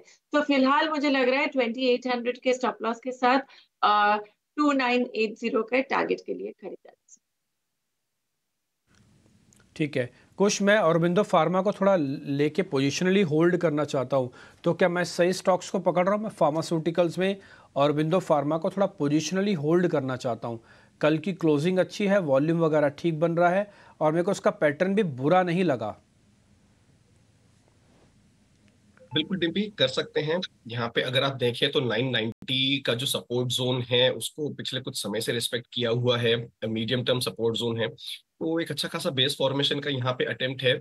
स्टेडीनेस स्टॉक में नजर आ रही है, तो मेरे हिसाब से पोजिशनली बाय करना चाहे तो नॉट अ बैड आइडिया। यहाँ पे आपके लिए जो पहला टारगेट है ये 1070 का रहेगा और जो दूसरा टारगेट है ये 1120 का रहेगा। स्टॉप लॉस आप 990 के जरा सा नीचे विच इज 985 के आसपास लेके चले तो पोजिशनली औरबिंदो फार्मा में आप एक लॉन्ग पोजिशन कंसिडर कर सकते हैं। ठीक है, एक शेयर और है, शेयर का नाम है क्विक हील। एक बार जरा आप लगाएंगे, ये एक आईटी की कंपनी है जो कि टिपिकली सॉफ्टवेयर वगैरह बनाती है। क्विक हील, एक बार जरा वो स्क्रीन पे दिखाएं। कल इसकी क्लोजिंग बहुत ही शानदार मिली और मेरे पास जो चार्ट पैटर्न है उसके अकॉर्डिंग ये फ्लैग ब्रेकआउट है। एक बार चेक करेंगे आप कुणाल परार, आपको ये शेयर ठीक लग रहा है क्या? ये फ्लैग ब्रेकआउट है क्या इसके अंदर, क्विक हील के अंदर? मैं थोड़ी पोजीशन लेना भी चाहता हूँ। क्विक हिल जिस हिसाब से स्टॉक में अभी मोमेंटम आ रही है, मैं फ्लैग फॉर्मेशन ब्रेकआउट तो नहीं कहूंगा, लेकिन हाँ इतना जरूर कहूंगा कि स्टॉक ने एक अच्छा खासा सपोर्ट लिया हुआ है अपवर्ड राइजिंग ट्रेंड लाइन का। इतना ही नहीं, अगर मैं एवरेज वाइज अगर यहाँ पे देखूँ, मूविंग एवरेज लगाऊं तो स्टॉक ने 50 MA का भी सपोर्ट लिया हुआ है कल के दिन में। प्लस स्टॉकेस्टिक्स वाइज स्टॉक अभी 15 के लेवल पे है, तो कहीं ना कहीं एक अच्छा खासा बाउंस बैक लग रहा है। आप यहाँ पे खरीदारी करके चल सकते हो, लेकिन ये मेरा कंडीशनल बाय होगा। कल का जो हाई है 519.25 यानी कि 520, अगर ये ब्रेक होता है तो मैं कहूंगा कि आप यहाँ से पोजीशन बना के चल सकते हैं। लोअर लेवल पे जो है हम मेंटेन करके चलेंगे, 480 का रहेगा। टारगेट की बात कर लेते हैं, 550 का पहला टारगेट है। 550 जैसे ही क्रॉस होगा, इसका जो रिसेंट का टॉप है अल्टीमेट 600 का, वो लेवल भी स्टॉक टच कर सकता है। यानी 480 के एसएल के साथ आप खरीदारी करके चले 520 के ऊपर। ठीक है विशाली, एक थोड़ी कंफ्यूजन चल रही है कॉनकोर के शेयर को लेके कि ये थोड़ा नीचे की तरफ जाएगा या फिर थोड़ा ऊपर मोमेंटम दिखा सकता है। एक बार आप चेक करेंगे, ये एट द इस पोजीशन पे खड़ा है कि जहाँ पे स्विंग ट्रेड इसको ऊपर और नीचे दोनों तरफ लेके जा सकता है। 1000 भी नहीं तो फिर वापस ड्रैग कराएगा 100 रुपये और नीचे। जरा चेक करके बताइए किस तरफ की पावर है इसके पास। तो फिलहाल मैं वीकली चार्ट भी देख रही हूँ और डेली चार्ट भी, तो आई थिंक 850 जो है एक सपोर्ट, ये कंसोलिडेशन छोटा सा हुआ है 840 850 के बीच में, तो 840 के स्टॉप लॉस के साथ इसमें एक बाउंस की एक्सपेक्टेशन रख सकते हैं टुवर्ड्स 900 लेवल्स। तो फिलहाल इतना सा ट्रेड दिख रहा है, there is no clarity, but weekly chart भी एक सपोर्ट पे है और डेली में भी हम देख रहे हैं तो एक अच्छा सा एक कंसोलिडेशन और थोड़ा प्रॉफिट बुकिंग हुआ है। सो अगर ये ट्रेंड को मेंटेन रखना है तो this is a very prominent support level. 840 के स्टॉप लॉस के साथ इसको बाय के लिए कंसिडर किया जा सकता है। ओके तो कॉनकोर पे वैशाली ने आपको राय दी, पर वैशाली इसी के साथ आपका बहुत बहुत शुक्रिया करना चाहेंगे आज इस मॉर्निंग में हमारे साथ जुड़ने के लिए और ढेर सारे स्टॉक्स पे चर्चा करने के लिए। जाने से पहले कोई डिस्क्लोजर जो कि आप देना चाहेंगे? तो मार्केट जरूर वोलेटाइल है, ये हमारे टेक्निकल एनालिसिस से हमने कॉल्स जनरेट किए हैं, सो फॉलो स्ट्रिक्ट डिसिप्लिन, यही मेरी राय है। ओके बहुत बहुत शुक्रिया इसके लिए। पर अब हमारे साथ और भी मेहमान जुड़ चुके हैं और स्वागत करना चाहेंगे कपिल का। कपिल वेरी गुड मॉर्निंग, बताइए आपके ओपनिंग ट्रेड्स कौन से रहेंगे, कहाँ पे है आपकी नज़र? Good morning everyone. सबसे पहले वही मार्केट का आज का थोड़ी सी ओपनिंग सॉफ्ट हो सकती है, तो जो हम बाय के रिकमेंडेशन दे रहे थे थोड़े से लोअर लेवल पे तो मिल सकते हैं, तो वहां पे एक बाय का कंफर्मेशन देके एक ट्रेड कर सकते हैं। तो सबसे पहला स्टॉक मेरा JSW स्टील का रहेगा, क्योंकि कल के दिन में हमने देखा था कि मेटल सेक्टर में काफी अच्छा ट्रैक्शन देखने मिला था और JSW स्टील का भी मींस जब भी कोविड के बाद में जो एक सेक्टर लगातार चला था वो मेटल सेक्टर था, लेकिन पिछले 2 साल में हमें कंसोलिडेशन का माहौल देखने मिला हुआ है। कंसोलिडेशन का माहौल उसने ब्रीच करके रिटेस्ट करके अभी लोअर टाइम फ्रेम में भी वहां पे बाइंग का ट्रैक्शन देखने मिल रहा है। तो JSW स्टील 803 से लेके 790 की रेंज में एक्यूमुलेट कर सकते हैं। 780 का स्टॉप लॉस रहेगा और ऊपर में हमें 830 से 840 के लेवल्स देखने मिल सकते हैं। और दूसरा स्टॉक है इंडिगो का भी स्टॉक में काफी अच्छी एक जो इसके स्टार्टिंग ऑफ द चार्ट से लेके अभी तक एक ट्रेंड लाइन का ब्रेकआउट हमने मंथली चार्ट देखा हुआ था, जो एक प्राइमरीली ट्रेंड को कंफर्म करता है अप ट्रेंड की ओर, और शॉर्ट टर्म में भी एक कंसोलिडेशन पैच में आने के बाद में स्टॉक ने क्रूजिंग बेसिस पे लाइन चार्ट पे एक ब्रेकआउट सा हमें यहाँ पे देखने मिला हुआ है। तो 3250 के यहाँ पे बाय का व्यू बनता है, 3150 का स्टॉप लॉस रहेगा, और ऊपर में हमें 3400 से लेके 3450 के टारगेट देखने मिल सकते हैं जी। ओके, इंडिको यहाँ पे भी हम अपने एक्सपर्ट्स के साथ चर्चा ही कर रहे थे। यहाँ पे कोटक सिक्योरिटीज़ की रिपोर्ट आई है, उन्होंने लक्ष्य बढ़ाया है इस पे। यहाँ पे कपिल को टेक्निकल फ्रंट पे भी पसंद आ रहा है। 3450 के टारगेट्स के लिए कपिल ने इस पे राय दी है। पर अब चंदन से भी समझना चाहेंगे और उनका स्वागत भी करना चाहेंगे शो में। चंदन, वेरी गुड मॉर्निंग। बताइए कौन से स्टॉक्स हैं आपके रडार पे? गुड मॉर्निंग, बहुत बहुत धन्यवाद, आभार। तो बाजार है वो एक दायरे में है, बट अच्छी बात है कि डिक्लाइंस पे खरीदारी बन रही है। मेरे रडार पे काउंटर है मारुति। ऑटो स्पेस में आप देखोगे मारुति में वापस स्टेबिलिटी हुई है और एक नई रैली के लिए तैयार हो रहा है। ओवरऑल आप देखें तो बाजार में रेंज बाउंड मूव है, बट मारुति अपने almost life time high territory पे नए मूव के लिए तैयार हो रहा है। सो मारुति पे खरीदारी की सलाह रखेंगे। 11,400 का सपोर्ट रहेगा, कहीं ना कहीं 12,000 तक के टारगेट आपको यहाँ पे मिलने चाहिए। तो मारुति एक पहला ट्रेड सेटअप रहेगा। और दूसरा मेरा ऐसा मानना है कि यहाँ पे पिडिलाइट में मूवमेंट बनना चाहिए, क्योंकि कहीं ना कहीं एफएमसीजी काउंटर में थोड़ी स्टेबिलिटी बन रही है और पिडिलाइट में एक 6-7 दिनों के कंसोलिडेशन के बाद नया ब्रेकआउट बना है। वीकली चार्ट में high top high bottom formation बन रहा है। सो 2875 2875 के सपोर्ट से खरीदारी की सलाह रहेगी 3020 के टारगेट के लिए। तो मारुति और पिडिलाइट 2 काउंटर रहेंगे मॉर्निंग एडवाइस के लिए। ओके, तो यहाँ पे मारुति पे भरोसा आ रहा है चंदन का। हमारे और भी एक एक्सपर्ट का भरोसा था मारुति पे। तो हम देख रहे हैं कि इंडेक्स पे बहुत ज़्यादा एक्साइटमेंट नहीं है। इंडेक्स को लेकर किसी ने भी क्लियर रणनीति नहीं बनाई है। पर आप देखिए जो स्टॉक स्पेसिफिक एक्शन भी है उसमें भी उन्हीं काउंटर्स पे कॉल आ रही है जो कि टेक्निकली स्ट्रॉन्ग लग रहे हैं। तो काफ़ी स्टॉक स्पेसिफिक एक्शन आज देखने को मिल सकता है। वैशाली का भी भरोसा था मारुति पे और चंदन ने भी मारुति पे अपनी बाय कॉल दी है, तो इस पे भी हमारी नजर रहेगी। पर चलिए अब बाजार खुलने से कुछ मिनटों पहले समझ लेते हैं कि खबरों के लिहाज से कौन से स्टॉक्स रहेंगे फोकस में और एक्शन में। समझेंगे 9 बजे के नवरत्न शेयर्स हमारे सहयोगी शरद के साथ। शरद, बताइए। जी बिल्कुल, सबसे पहला स्टॉक रहेगा TCS। यहाँ पे जो है इंपॉर्टेंट ब्लॉक डील हो सकती है, जहाँ पे promoter Tata sons almost 0.65% stake की बिकवाली कर सकती है, जिसका वैल्यू लगभग 9,300 करोड़ के ऊपर है। ऑफकोर्स इसका important use of course date reduction के लिए होगा और सेमीकंडक्टर बिजनेस के लिए।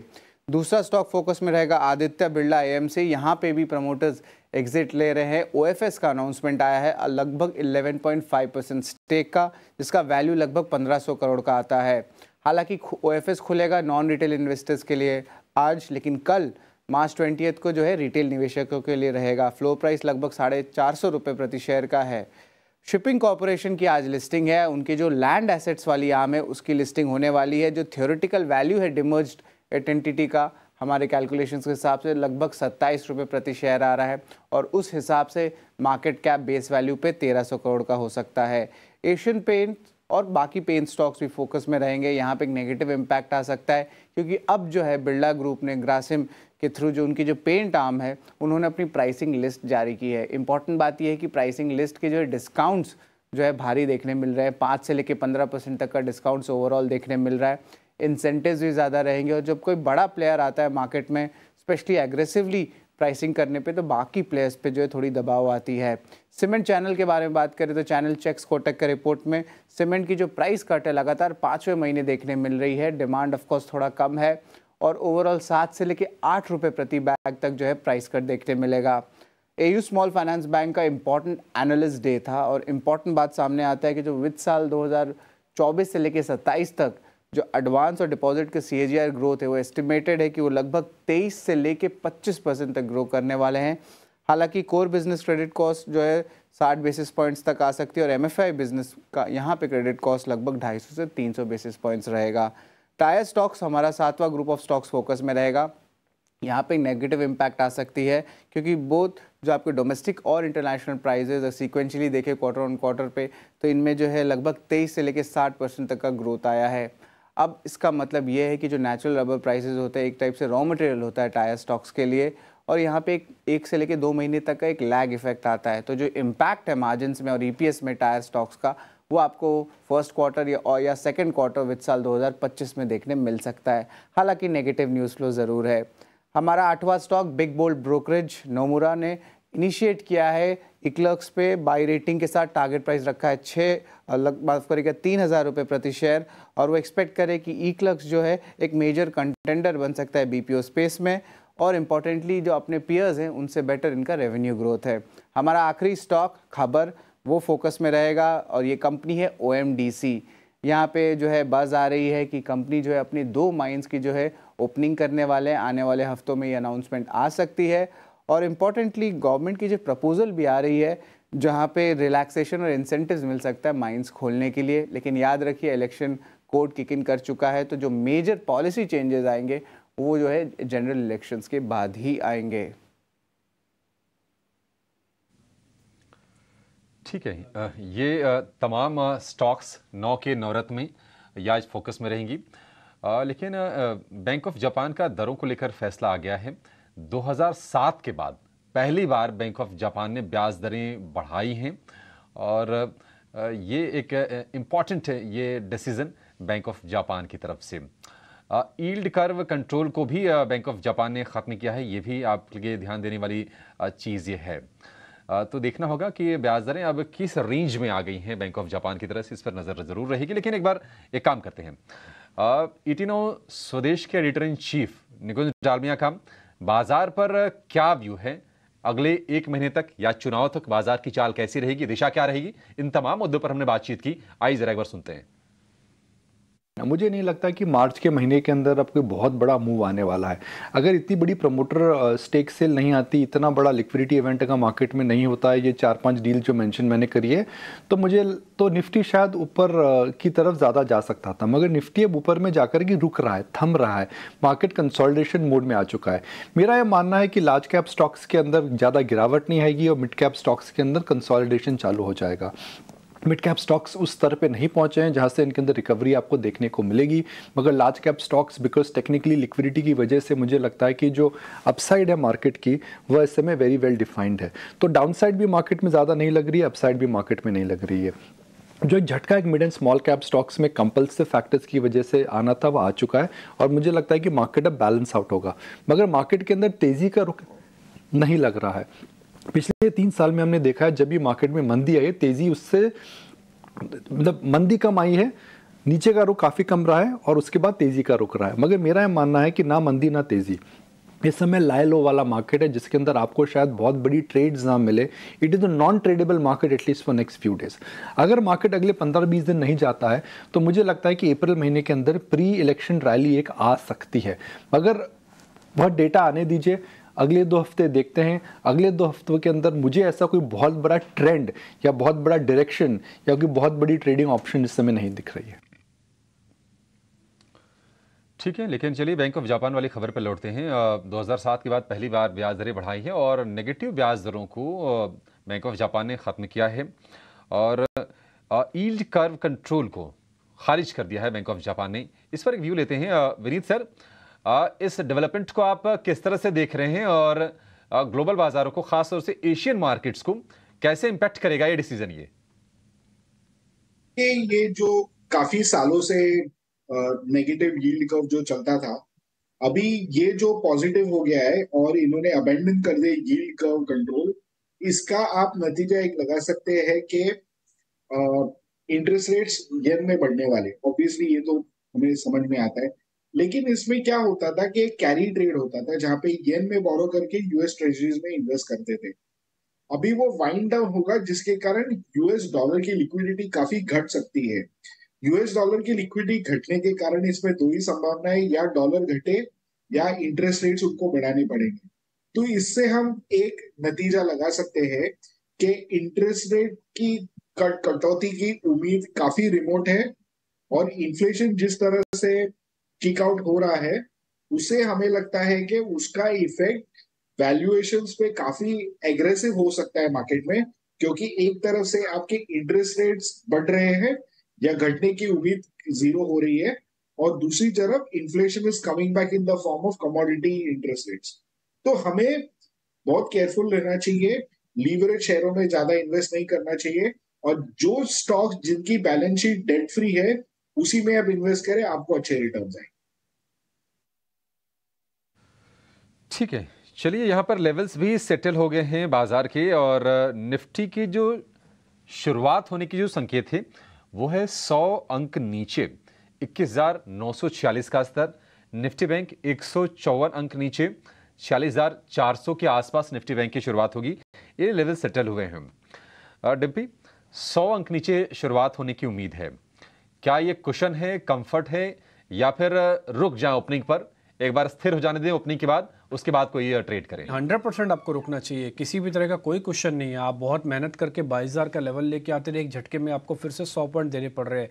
ये 100 पॉइंट जोड़ने के लिए बाजार को कल पूरा दिन लग गया, तो आप ओपनिंग में ही अगर 100 पॉइंट उनसे ले लेंगे तो दिल तो टूटेगा ही कि जो मेहनत की है वो सब के सब खराब हुई है। हाँ, लेवल्स टूटने अभी भी बाकी रह गए हैं। अब आपको मैं कैसे बताता हूँ देखिए 21,800 का भी एक सपोर्ट है, ऐसा नहीं कि सिर्फ 22,000 ही है। 22,000 तो सिर्फ बेस कैंप है, यहाँ से आके क्या करना था, उसको चलना था और कवरिंग शुरू करानी थी, लेकिन वो हो नहीं पा रहा है। और 200-250 के बाद तो एक्चुअली ग्रोथ में आता तो, लेकिन अभी हम हैं एक सपोर्ट को भी और भी होल्ड किए हुए, इसलिए आज ओपनिंग के इस झटके को शायद बाजार थोड़ा एब्जॉर्ब करने की कोशिश करेगा। कुछ ग्लोबल चीज़ें भी हैं, और आपने ब्लॉक डील वाला हिस्सा भी बताया जो TCS के अंदर आज होनी है, तो इस सारी चीज़ों को एब्जॉर्ब करेगा। ये एब्जॉर्प्शन में ना इसको 50 दिन की एवरेज और इसको 21,800 का फ्यूचर ऑप्शंस का एवरेज, यानी कि ऑप्शंस का ट्रेड, इन दोनों को प्रोटेक्ट करना है। अगर प्रोटेक्ट हो गया तो समझ लीजिएगा मार्केट वापस से जल्दी ही 22,000 ले आएगा और होल्ड भी करेगा। आपको सिर्फ और सिर्फ वेट करना है और कुछ भी नहीं करना, सिर्फ वेटिंग पावर आपके पास है। जल्दी से बैंक निफ्टी भी आप दिखा सकते हैं, तो जरा वो भी दिखा दीजिए।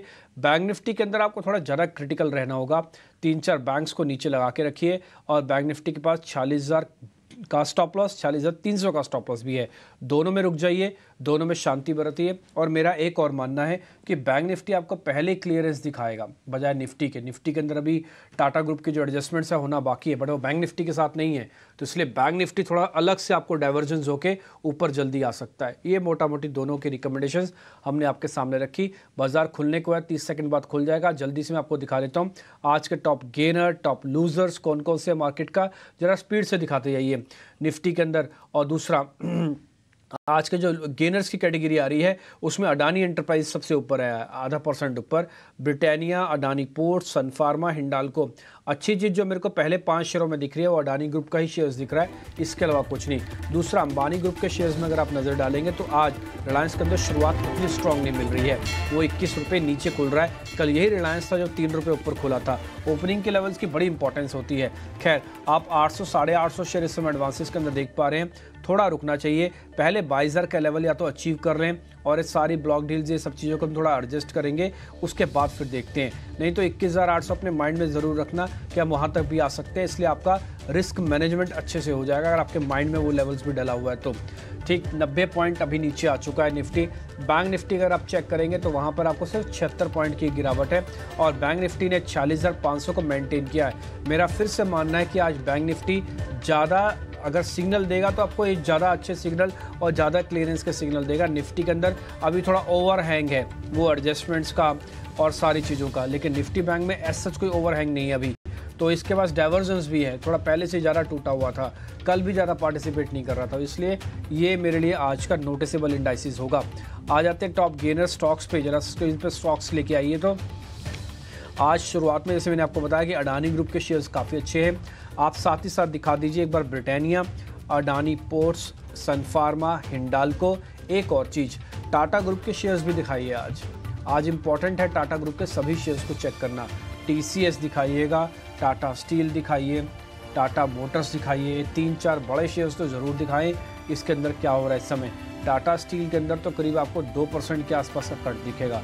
ये सिर्फ इकलौता कंटेंडर है IT का जो इस तरह से गिर रहा है। इसके अगेंस्ट में एक बार जरा आप इन्फोसिस भी रख दो आप, तो थोड़ा आपको और आइडिया लग जाएगा। ये आप नीचे वही ब्रेकिंग खबर देख पा रहे हैं जिसका सुबह से वेट हो रहा था कि 0.6% इक्विटीज के कई सौदे हुए हैं। अब आप इसी का डाइवर्जेंस देखो कि इन्फोसिस और TCS दोनों ही एक ही ग्रुप के हैं, दोनों ही बड़े शेयर्स हैं, लेकिन TCS 0.3% नीचे है और इन्फोसिस के अंदर सिर्फ आधे पौने % की गिरावट है। ये आपको एक ही सेक्टर्स के अंदर ब्लॉक डील के इम्पैक्ट को अलग अलग करके दिखा रहा है। ये 85 लाख शेयरों के कई सौदे अभी आपको स्क्रीन पर होते दिख रहे हैं। सीआरस में होने हैं सौदे, तो अभी आप थोड़ा और वेट करते जाइएगा। मेरे को लग रहा है थोड़ा अभी और सेटलमेंट की ज़रूरत है, इसलिए आज इन निफ्टी पे प्रेशर है। 110 पॉइंट है। अदरवाइज आप बैंक निफ्टी को चेक करोगे ना तो वहाँ पे उतनी बड़ी प्रॉब्लम नहीं है। बैंक निफ्टी अभी भी ठीक है, लेकिन Nifty pressure due to TCS की वेटेज की वजह से हो रहा है, जो इस समय करीब 3% नीचे है। ये निफ्टी बैंक आप देख पा रहे हैं, इसने 46,500 को मेंटेन रखा। आज सुबह का जितना शॉक लगा उसको एब्जॉर्ब करने की कोशिश कर रहा है, सिर्फ 55 पॉइंट। जल्दी से देख लेते हैं आज के टॉप लूजर्स काउंटर कौन कौन से हैं। टीसीएस नोटिस हुआ है आपको, बीपीसीएल, टाटा स्टील, कोल इंडिया, अपोलो हॉस्पिटल्स, ये शेयर्स भी हैं जहाँ पे गिरावट करीब 1% की है। हीट मैप लेके आइए, फिर आपको सृष्टि बता देंगे छोटे मझोले शेयर्स के अंदर क्या हो रहा है, फिर हम ओपनिंग का सौदा लेने भी शुरू कर देंगे। हीट मैप स्क्रीन पे लेके आइए। मैं फिर से बता दूं, आज मेरे को डाइवर्जेंस बैंक निफ्टी के अंदर और निफ्टी के अंदर क्लियरली विजिबल है। मेरे को ऐसा लगता नहीं है कि टीसीएस बहुत जल्दी से ऊपर आ जाएगा। बस मैं एक ही चीज़ की भगवान से रिक्वेस्ट कर सकता हूँ, वो ये कि निफ्टी को अपने 50 दिन की एवरेज को होल्ड करने की क्षमता दो। निफ्टी को 21,800 अगर टेस्ट करने आए तो वहाँ से बाउंस बैक दे दो, तो फिर ये जो एक बड़ा हिस्सा लिक्विडिटी का मार्केट के अंदर आ रहा है ये एब्जॉर्ब हो जाएगा, तो फिर बाजार को एक रिलीफ आ सकता है। अदरवाइज नहीं तो फिर दिक्कतें बढ़ सकती हैं। आप हीट में आप देख पा रहे होंगे, इसमें टीसीएस अब 3% नीचे है और इसके अलावा आपको और कोई बड़ा काउंटर्स नहीं दिख रहा रिलायंस को छोड़ के।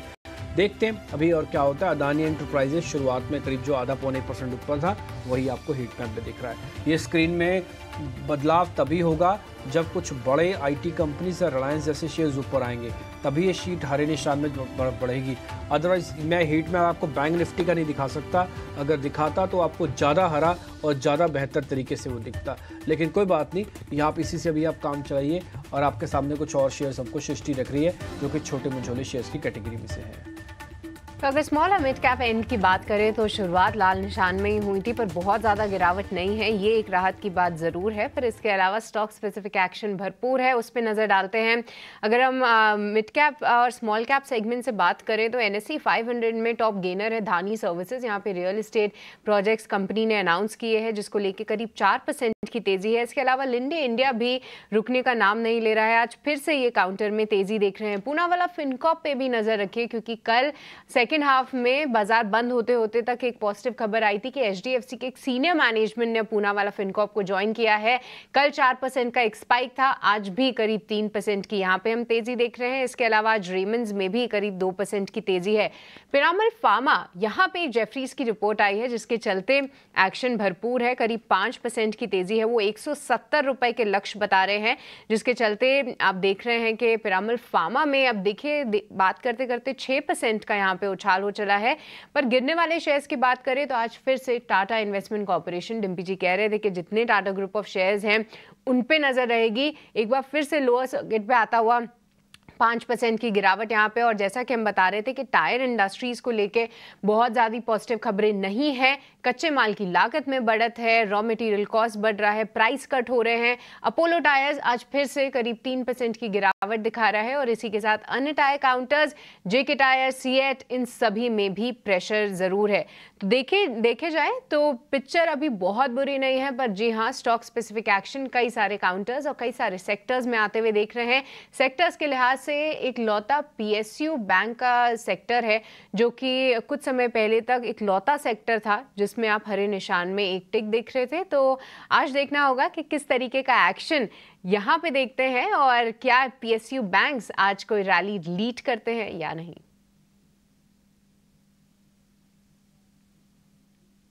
तो बाजार में हम 100 अंकों की गिरावट देख रहे हैं और टीसीएस की जो ब्लॉक डील आपकी स्क्रीन पर है 0.6% इक्विटी की, जो कि टाटा सन्स की तरफ से आया है ब्लॉक की। शेयर में हम 3% के आसपास का करेक्शन देख रहे हैं। दरअसल कल के क्लोजिंग भाव से ऑलमोस्ट 4% के डिस्काउंट पर ये डील हो रही है, तो ये स्वाभाविक भी है, लाजमी भी है कि इतने नीचे शेयर आपको दिखेगा और इसके चलते ही निफ्टी पर ज़्यादा प्रेशर आ रहा है।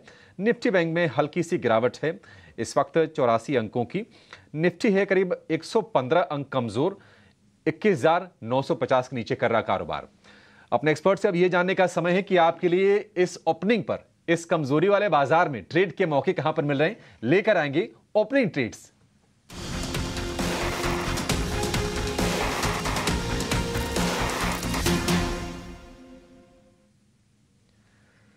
ओपनिंग ट्रेड की शुरुआत करेंगे चंदन जी आपसे। बताइए कौन से शेयर हैं आपके, क्या खरीदने की आप सलाह दे रहे हैं? देखिए, खरीदने की सलाह देखें तो अगेन बाजार में इंडेक्स में बिकवाली की वजह से थोड़ा सा फॉलो अप नहीं बन रहा है, बट यस, इंडिगो पे मेरे को खरीदारी की सलाह रख रही है। इंडिगो आप देखोगे मेजर ट्रेंड पॉजिटिव है और आज के दिन एक ब्रेकआउट देखने को मिला है। और अच्छी बात यह है कि जब पूरा बाजार प्रेशर में उसके बावजूद भी काउंटर होल्ड कर रहा है, तो कहीं ना कहीं क्लियर यहाँ पे स्ट्रेंथ दिख रही है। तो इंडिगो पे खरीदारी की सलाह रखेंगे। 3230 का सपोर्ट है, 3400 रुपए तक के टारगेट आपको यहाँ पे बनने चाहिए। ठीक है, 3400 रुपये तक के टारगेट इंडिगो पर ब्रोकरेजेस भी बुलिश हैं और इस पर 4200 तक के टारगेट्स हमने आते हुए देखे हैं इंडिगो के शेयर को लेकर कोटक सिक्योरिटीज की तरफ से। तो इंडिगो 3400 का टारगेट, 3230 का स्टॉप लॉस, बढ़िया है। कपिल, आपके रडार पर कौन सा शेयर है, क्या आपने स्पॉट किया है? जी, बेसिकली मैं यहाँ पे महाराष्ट्र बैंक देख रहा हूँ क्योंकि मार्केट इतना अंडर प्रेशर है, लेकिन जो पीएसयू के 500 निफ्टी 500 का मैं यूनिवर्स देखता हूँ उसमें से 12 पीएसयू के स्टॉक है और 12 पीएसयू के स्टॉक में से 92% of the stocks are on the positive side और यहाँ पे भी जो लीड कर रहे हैं वो इंडियन ओवरसीज बैंक और महाराष्ट्र बैंक कर रहे हैं। तो महाराष्ट्र बैंक का मुझे यहाँ पे एक पॉजिटिव ट्रैक्शन देखने मिल रहा है, 59.35 पे चल रहा है, एक अच्छे सपोर्ट और मूविंग एवरेज का सपोर्ट लेके बाउंस हमें देखने मिल रहा है। तो छोटा सा यहाँ पे स्टॉप लॉस रखेंगे क्योंकि मार्केट काफी क्रिटिकल सपोर्ट लेवल पे है। मेरा पॉजिटिव व्यू मार्केट पे रहेगा जब तक मार्केट 21,900 के ऊपर है, 21,900 के नीचे सेलिंग प्रेशर आ सकता है। तो यहाँ पे स्टॉप लॉस आपका 59.35 पे है तो 58.5 का आपका स्टॉप लॉस रहेगा और ऊपर में उसके जो अपसाइड पोटेंशियल हमें देखने मिल रहे हैं वो कहां ना कहां पे 62 तक की अपसाइड पोटेंशियल हो सकती है। ठीक है, बैंक ऑफ महाराष्ट्र 58.5 रुपए का स्टॉप लॉस, 62 रुपए का टारगेट, ये कपिल की तरफ से आपके लिए ओपनिंग ट्रेड। आखिर में कुछ आपके पास आएंगे, आपका कन्विक्शन कहां पर है, आपको क्या दिखा है बाजार में? अभिषेक, यहाँ पे जो हॉस्पिटल स्पेस है, आई थिंक यहाँ पे अब थोड़ी स्टेबिलिटी नजर आ रही है। तो रेनबो चिल्ड्रंस मेडिकेयर ये स्टॉक 200 डे मूविंग एवरेज का सपोर्ट लेके बेस बना के ग्रेजुअली ही सही बट एक अप ट्रेंड के साथ ट्रेड कर रहा है पिछले 4 से 5 सेशंस में। तो यहाँ पे एक पोजिशनल टारगेट आप लेके चले 1190 टू 1200 के जो जोन्स हैं यहाँ तक का, और 1120 का आप स्टॉप लॉस लेके चले तो पोजिशनल बेट हो सकती है, पोजिशनली ज्यादा फायदेमंद हो सकता है। बट अगर नियर टर्म के हिसाब से चाहें तो भी रेनबो चिल्ड्रंस मेडिकेयर में एक पॉजिटिव ट्रेड जो है कंसिडर कर सकते हैं। ठीक है, रेनबो चिल्ड्रन में खरीदारी करने की सलाह कुछ की तरफ से और 1192 रुपए का टारगेट, 1120 रुपए का स्टॉप लॉस। बाजार पर एक बार फिर से नजर डालेंगे, जो शुरुआत हुई थी वहां से थोड़ी सी गिरावट और बढ़ी है। निफ्टी 21,937 के आसपास है, 50 में से 35 से ज़्यादा शेयर इस वक्त कमजोरी के साथ कारोबार कर रहे हैं और निफ्टी में एक भी ऐसा शेयर नहीं है जहां पर आपको तेजी दिखे। कल हमने मेटल में मूव्स देखे थे, आज वो सस्टेन भी कर रही है। टाटा स्टील में हम तेजी देख रहे हैं, हिंडाल्को में तेजी देख रहे हैं, जेएसडब्ल्यू स्टील का शेयर भी ऊपर है और अडानी ग्रुप के शेयरों में थोड़ी सी हम तेजी आज आते हुए देख रहे हैं। लेकिन दूसरी साइड पर चूंकि क्रूड ऊपर गया है, आप देखेंगे बीपीसीएल में कमजोरी है, इसके अलावा बाकी भी ओएमसीज के जो स्टॉक्स हैं, आईओसी, एचपीसीएल, वहां पर कमजोरी 2% के आसपास तक की है। टीसीएस में ब्लॉक डील का इंपैक्ट है, लेकिन जो बाकी आईटी के जो स्टॉक्स हैं, विप्रो, एचसीएल टेक, वहां पर भी कमजोरी के साथ कारोबार हो रहा है। अच्छा, ये क्यों टूट रही है, इसको जरा समझना पड़ेगा। टीसीएस को तो अपने चलिए वैलिड रीजन है कि ब्लॉक लगा है, डिस्काउंट पर ब्लॉक्स ऐसे होते हैं, इसके चलते गिरावट आ रही है। विनीत सर, आपसे जरा अगर हम पूछें कि बाजार में फंडामेंटली कोई एक बढ़िया शेयर जहां पर लॉन्ग टर्म का व्यू लिया जा सके, 6 महीने या साल भर का, आपका कन्विक्शन कहां पर है सर? फार्मा पे बाय इनिशिएट किया है। हमें लगता है कि ये स्टॉक आपको अगले 2 से 3 साल में डबल का पैसा देंगे। इसका रीजन ये है कि इनकी जो यूएस की जो सेल्स है वो 100 मिलियन से उनकी ऑर्डर बुक अभी 175 मिलियन है और हम एक्सपेक्ट करते हैं कि ये 500 मिलियन तक जाएगी अगले 5 सालों में। तो अगर ये देखेंगे आपका जो ग्रोथ है 25 to 27% कांस्टेंट ग्रोथ आएगा, इनकी मार्जिन्स भी काफी एक्सपैंड हो रही है, तो हमें लगता है कि आपका प्रॉफिटेबिलिटी में भी काफी अच्छा इम्पैक्ट आएगा। अगर आप देखोगे ये FY27 के पी पे लेस देन 10 टाइम्स है। विनीत सर आपने कौन सा शेयर बोला फार्मा में? मार्क्सन्स फार्मा। मार्क्सन्स फार्मा, ठीक है, मार्क्सन्स फार्मा पर तेजी की सलाह है। 143 रुपए का भाव है फिलहाल, आधे पौने % के आसपास की तेजी के साथ ही कारोबार कर रहा है। ओएमसीज पर जरा व्यू लेते हैं। चंदन जी, आप जरा बताइए, आईओसी, बीपी, एचपी, हम तीनों के तीनों शेयरों में कमजोरी देख रहे हैं। क्रूड का भाव है $87 के आसपास और शायद थोड़ा सा और मजबूत हो जाए, क्योंकि जो ओपेक के जो सबसे बड़ा प्रोड्यूसर है सऊदी अरब, सेकंड लार्जेस्ट जो है इराक, वहां से एक्सपोर्ट में कटौती हो रही है और ये कट्स आगे बने रहेंगे। थोड़ा सा सप्लाई कंस्टेंट्स और भी है, डिमांड भी फर्म है। आप बताइए कि कहीं आपको और शॉर्टिंग के मौके दिख रहे हैं क्या ओएमसी बास्केट में, या फिर अवॉइड करें अभी? वीक तो है, but again risk reward ratio favour नहीं करेगा, क्योंकि ऑलरेडी पिछले 4-5 वीक से गिरावट है। बट यस, किसी के पास है तो कंटिन्यू रखें। बीपीसीएल का जो सेटअप है उसके हिसाब से 560 तक का डाउन साइड बनना चाहिए। 586 का यहाँ पे स्टॉप लॉस रहेगा मंदी के लिए। आप यहाँ पे एचपीसीएल हिंद पेट्रो की बात करें तो यहाँ पे भी हल्का सा स्ट्रक्चर नेगेटिव है, लोअर टॉप लोअर बॉटम बन रहा है। कोई भी बाउंस आए तो 470 के स्टॉप लॉस से बेचना चाहिए, नीचे में 435। तो यस, बिकवाली है और ऑन सेल ऑन बाउंस का स्टेंस कंटिन्यू रहेगा। मार्केट के अंदर अगर आप ट्रेड इस समय देख रहे हैं ना, तो आपको बड़ा ही सिलेक्टिव होना होगा। जैसे आज सुबह हमने आपको इंडाइसिस नोटिस कराया था कि बैंक निफ्टी आपको ज़्यादा नहीं गिरने देगा। एक तो उसके अंदर टीसीएस की प्रॉब्लम नहीं है, दूसरा डाइवर्जेंस ऑलरेडी पहले से ज़्यादा है, तीसरा 46,500 की वेटेज है, उसने पहले 5 मिनट में 46,500 को टिका दिया। और अब आप इंट्राडे चार्ट देख रहे होंगे ना, तो आपको 1 मिनट के लिए भी ऐसा नहीं लगेगा कि 46,500 को ये थोड़ा तोड़ रहा है। नीचे भी आता है तो 2 ही सेकंड के अंदर इसको फटाफट से ऊपर लेके आता है।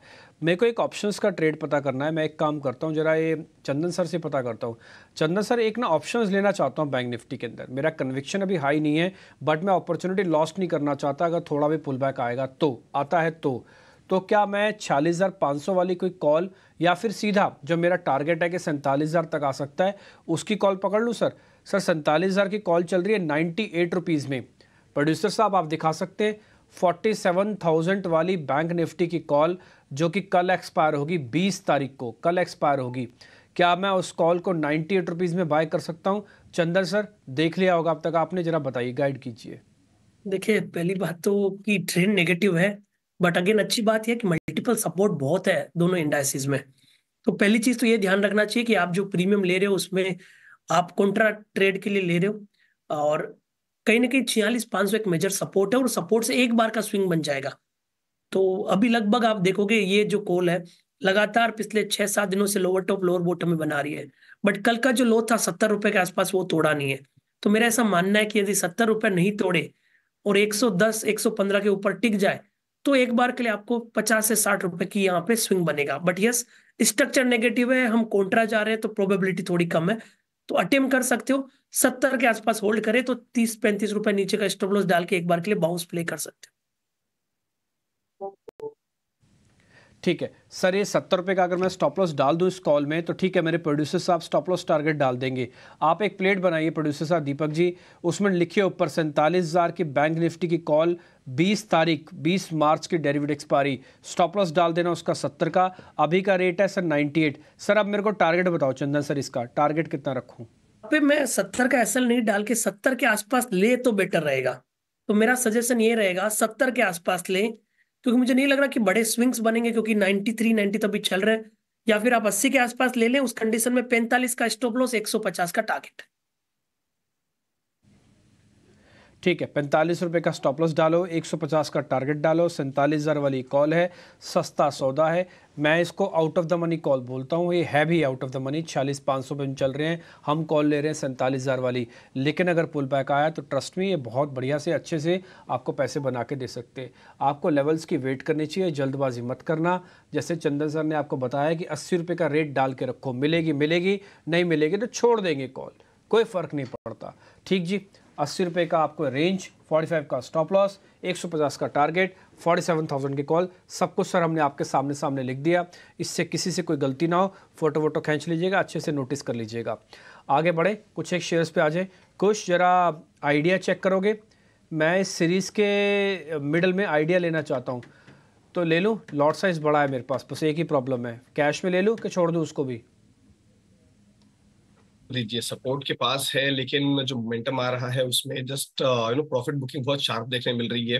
तो फिलहाल कोई बहुत क्लियर डायरेक्शन इमर्ज नहीं हो रहा है। ब्रॉड रेंज है इसकी 12 से लेके 14.5 तक की, उसी के बीच में ट्रेड कर रहा है फॉर द मोस्ट पार्ट। अगर आप देखें तो मेरे हिसाब से यहाँ पे कोई बहुत क्लियर डायरेक्शन नहीं बन रहा, बहुत क्लियर ट्रेंड नहीं इमर्ज हो रहा। तो फिलहाल इसको आप वेट एंड वॉच लिस्ट में ही रखें तो बेहतर रहेगा।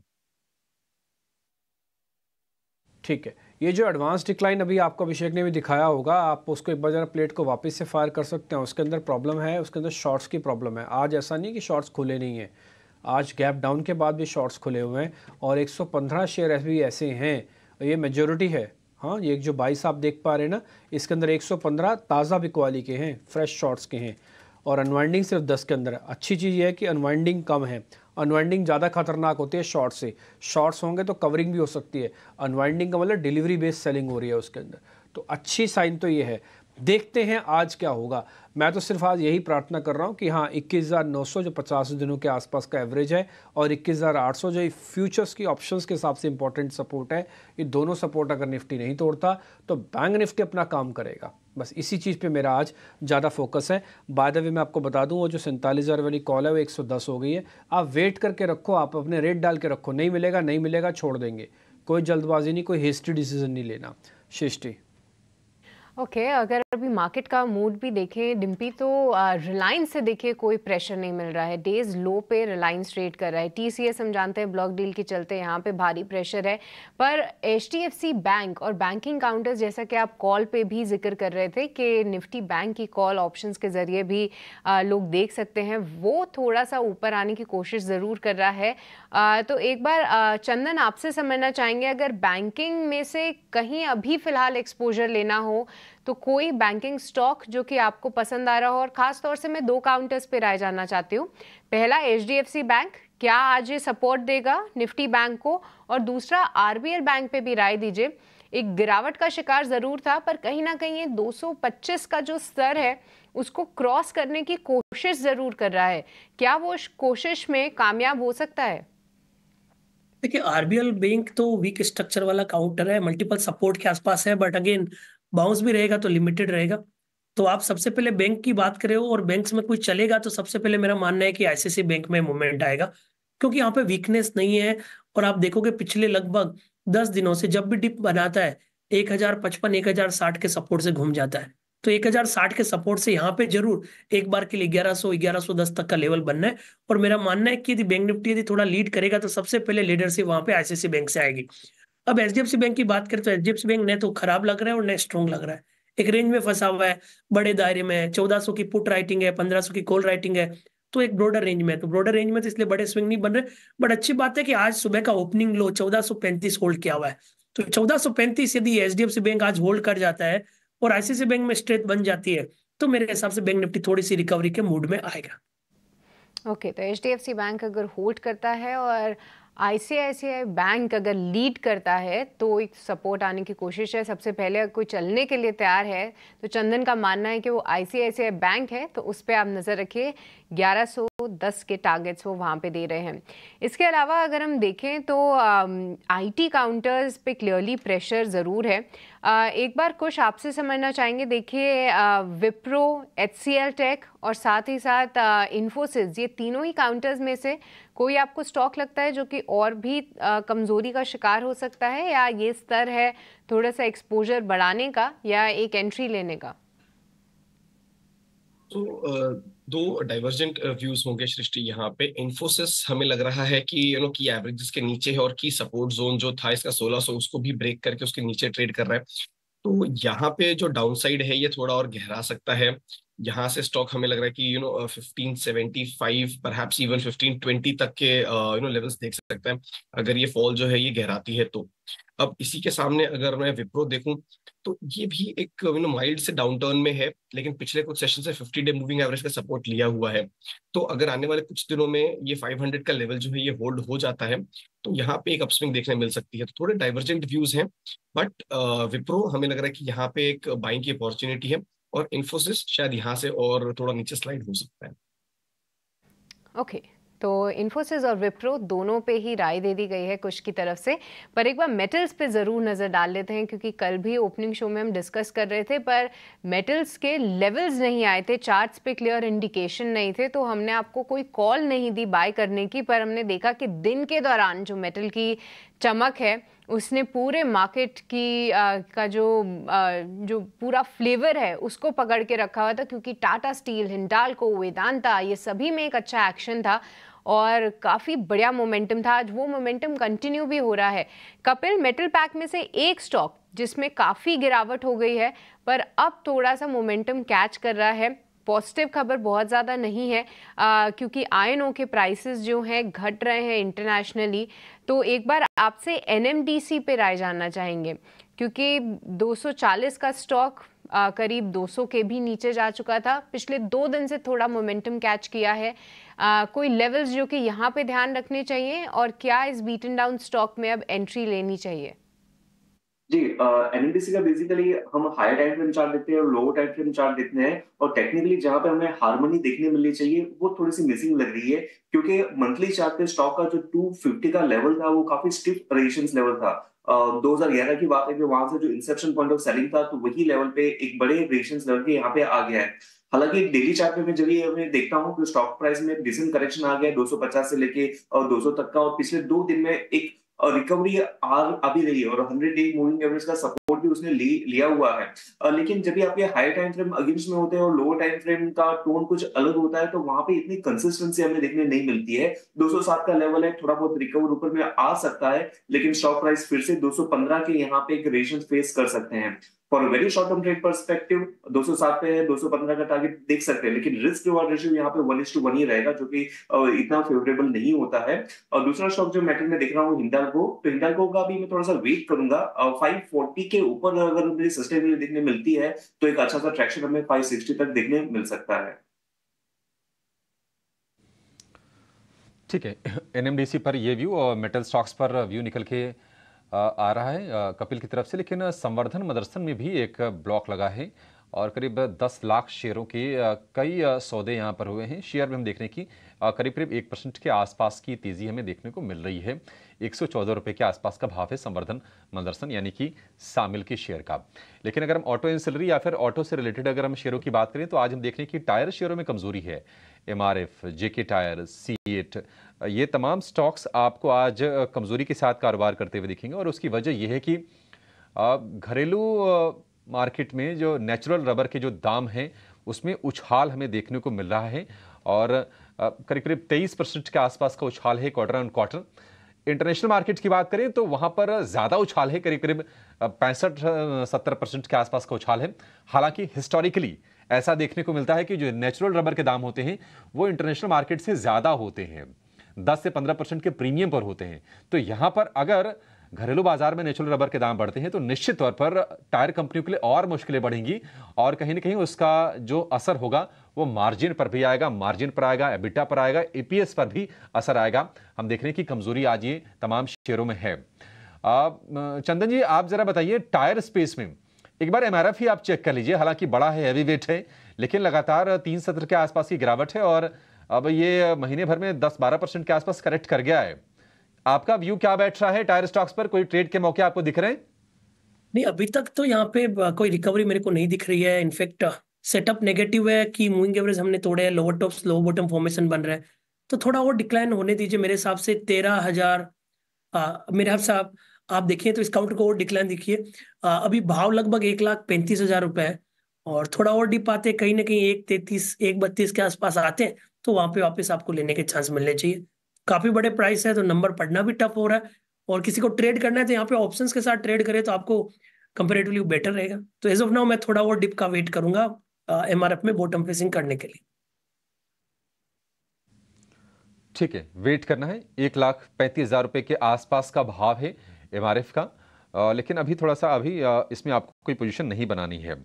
एक बार जरा आपसे व्यू लेंगे डॉक्टर लाल पैथले पर। कुछ हमने देख रहे हैं कि शेयर में 2% के आसपास की कमजोरी है। क्या व्यू है आपका शेयर पर? क्योंकि आज जहां शुरुआत हुई वहां से शेयर नीचे आ रहा है और लगातार ये डाउनवर्ड ही ये ट्रेड कर रहा है। करीब महीने भर में 20-22% के आसपास की गिरावट आ गई है डॉक्टर लाल पैथलैब में। कब तक थमेगी गिरावट ये? देखिए एक टेक्निकल रिबाउंड आप कह सकते हैं यहाँ पे आया है, ओवरसोल्ड टेरिटरीज में स्टॉक जा चुका है, डीप ओवरसोल्ड टेरिटरीज को अप्रोच कर रहा है, तो हो सकता है कि एक टैक्टिकल सा रिबाउंड इसमें आपको हल्का सा आते हुए दिखे, बट ओवरऑल सेटअप जो है ये काफी ज्यादा निचले जो लेवल्स हैं इन पे इंडिकेट कर रहा है। तो मेरे हिसाब से यहाँ पे अगर एक पोजिशनल लेवल कोई चाहे ऑन द डाउन साइड, तो पहला है 1860 का, उसके बाद है 1800 का। तो ये मोमेंटम जो है ऑन द डाउनवर्ड और डाउन साइड ये कंटिन्यू रहेगा, तो 1860 से 1800 तक के लेवल्स भी देखने मिल सकते हैं। हो सकता है कि कुछ माइल्ड रिबाउंड्स आपको देखने मिले, बट ओवरऑल सप्लाई प्रेशर जो है इसके ऊपर काफी हैवी है, तो 1860 1800 के लेवल्स जो है इनको वॉच कर सकते हैं ऑन द डाउन साइड। ठीक। मार्केट को खुले हुए करीब करीब आधा घंटा का समय हो चुका है, लेकिन इस आधे घंटे के अंदर आपको लेवल्स में कोई मेजर चेंजेस नहीं दिखेंगे, ना तो इंडाइसिस के अंदर, हाँ स्टॉक्स के अंदर हो रहा है काम। अब आप देखो ऑटो स्टॉक्स के अंदर आज फिर से मोमेंटम है, बजाज ऑटो देखो आप, मारुति देखो आप, ये ज़्यादातर ऑटो स्टॉक्स फिर से नोटिस है। आज हमने निकुल से भी बात की थी इसके बारे में, और वो भी बता रहे थे कि हाँ अब तक कोई स्लो डाउन के सिग्नल तो नहीं आ रहे हैं, तो आपको सारी चीज़ आपको स्क्रीन पर दिख रही होंगी। खैर एक काम करते हैं, एक ऑप्शंस का ट्रेड आपके लिए लेके आते हैं, और ऑप्शंस का चैंपियन एक सौदा है जो नीलेश जैन आपको बताएंगे, वो जुड़ रहे हैं हमारे साथ।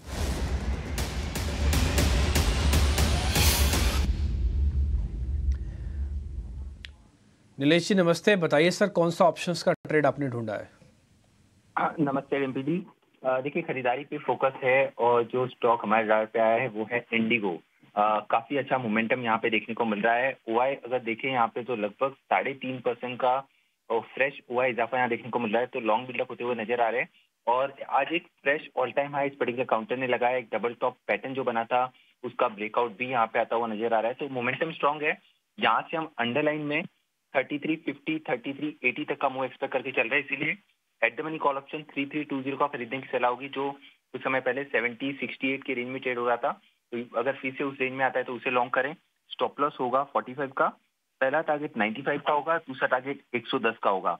इसका लॉट साइज 300 का है, इसीलिए रिस्क इन टर्म ऑफ ₹6,000 का निकल के आ रहा है, एंड रिवॉर्ड 13,000 से 14,000 तक के होते हुए नजर आ सकते हैं।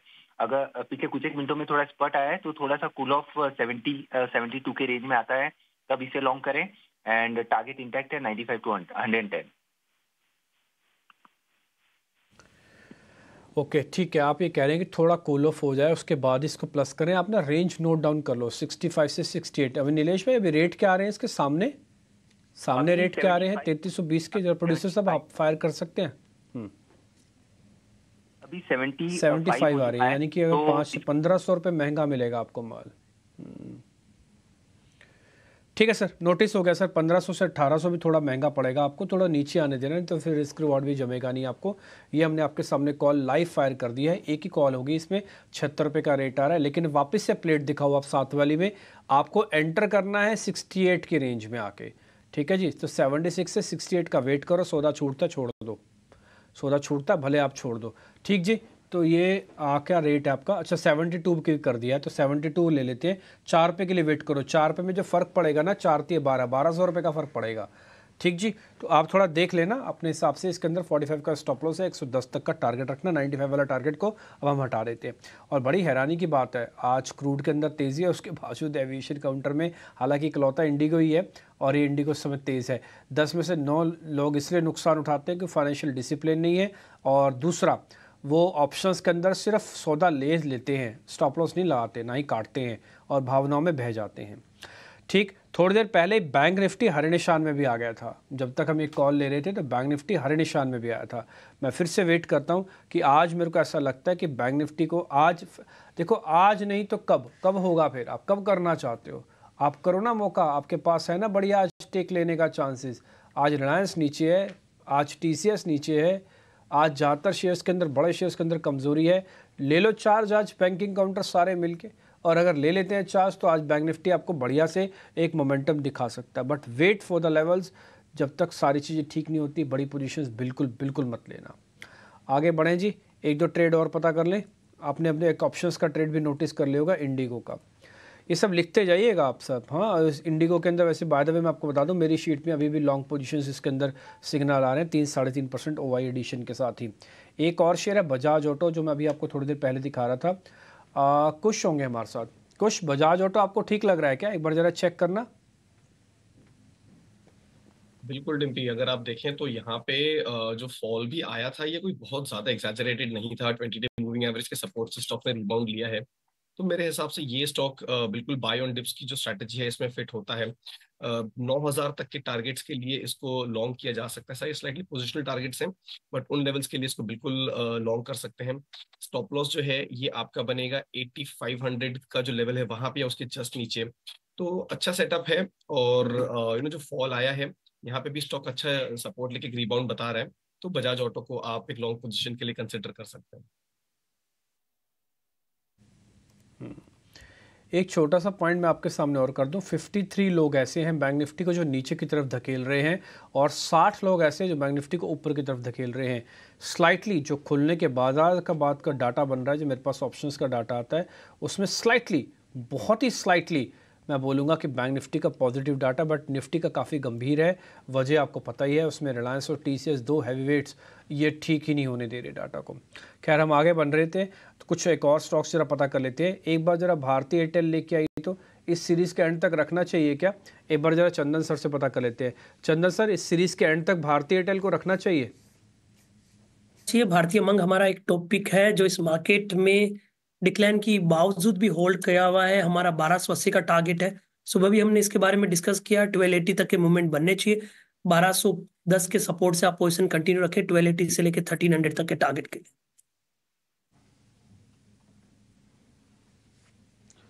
ठीक है, भारतीय एयरटेल को लेकर ये व्यू। लेकिन पॉपुलर व्हीकल जो कि एक ऑटो से रिलेटेड कंपनी है, सेकेंड हैंड गाड़ियां बेचती है और डीलरशिप भी इनके पास है, प्रीमियम सेगमेंट की भी और यूज़र एंड वाले सेगमेंट की भी गाड़ियां अपने डीलरशिप नेटवर्क के जरिए ये बेचती है पॉपुलर व्हीकल्स।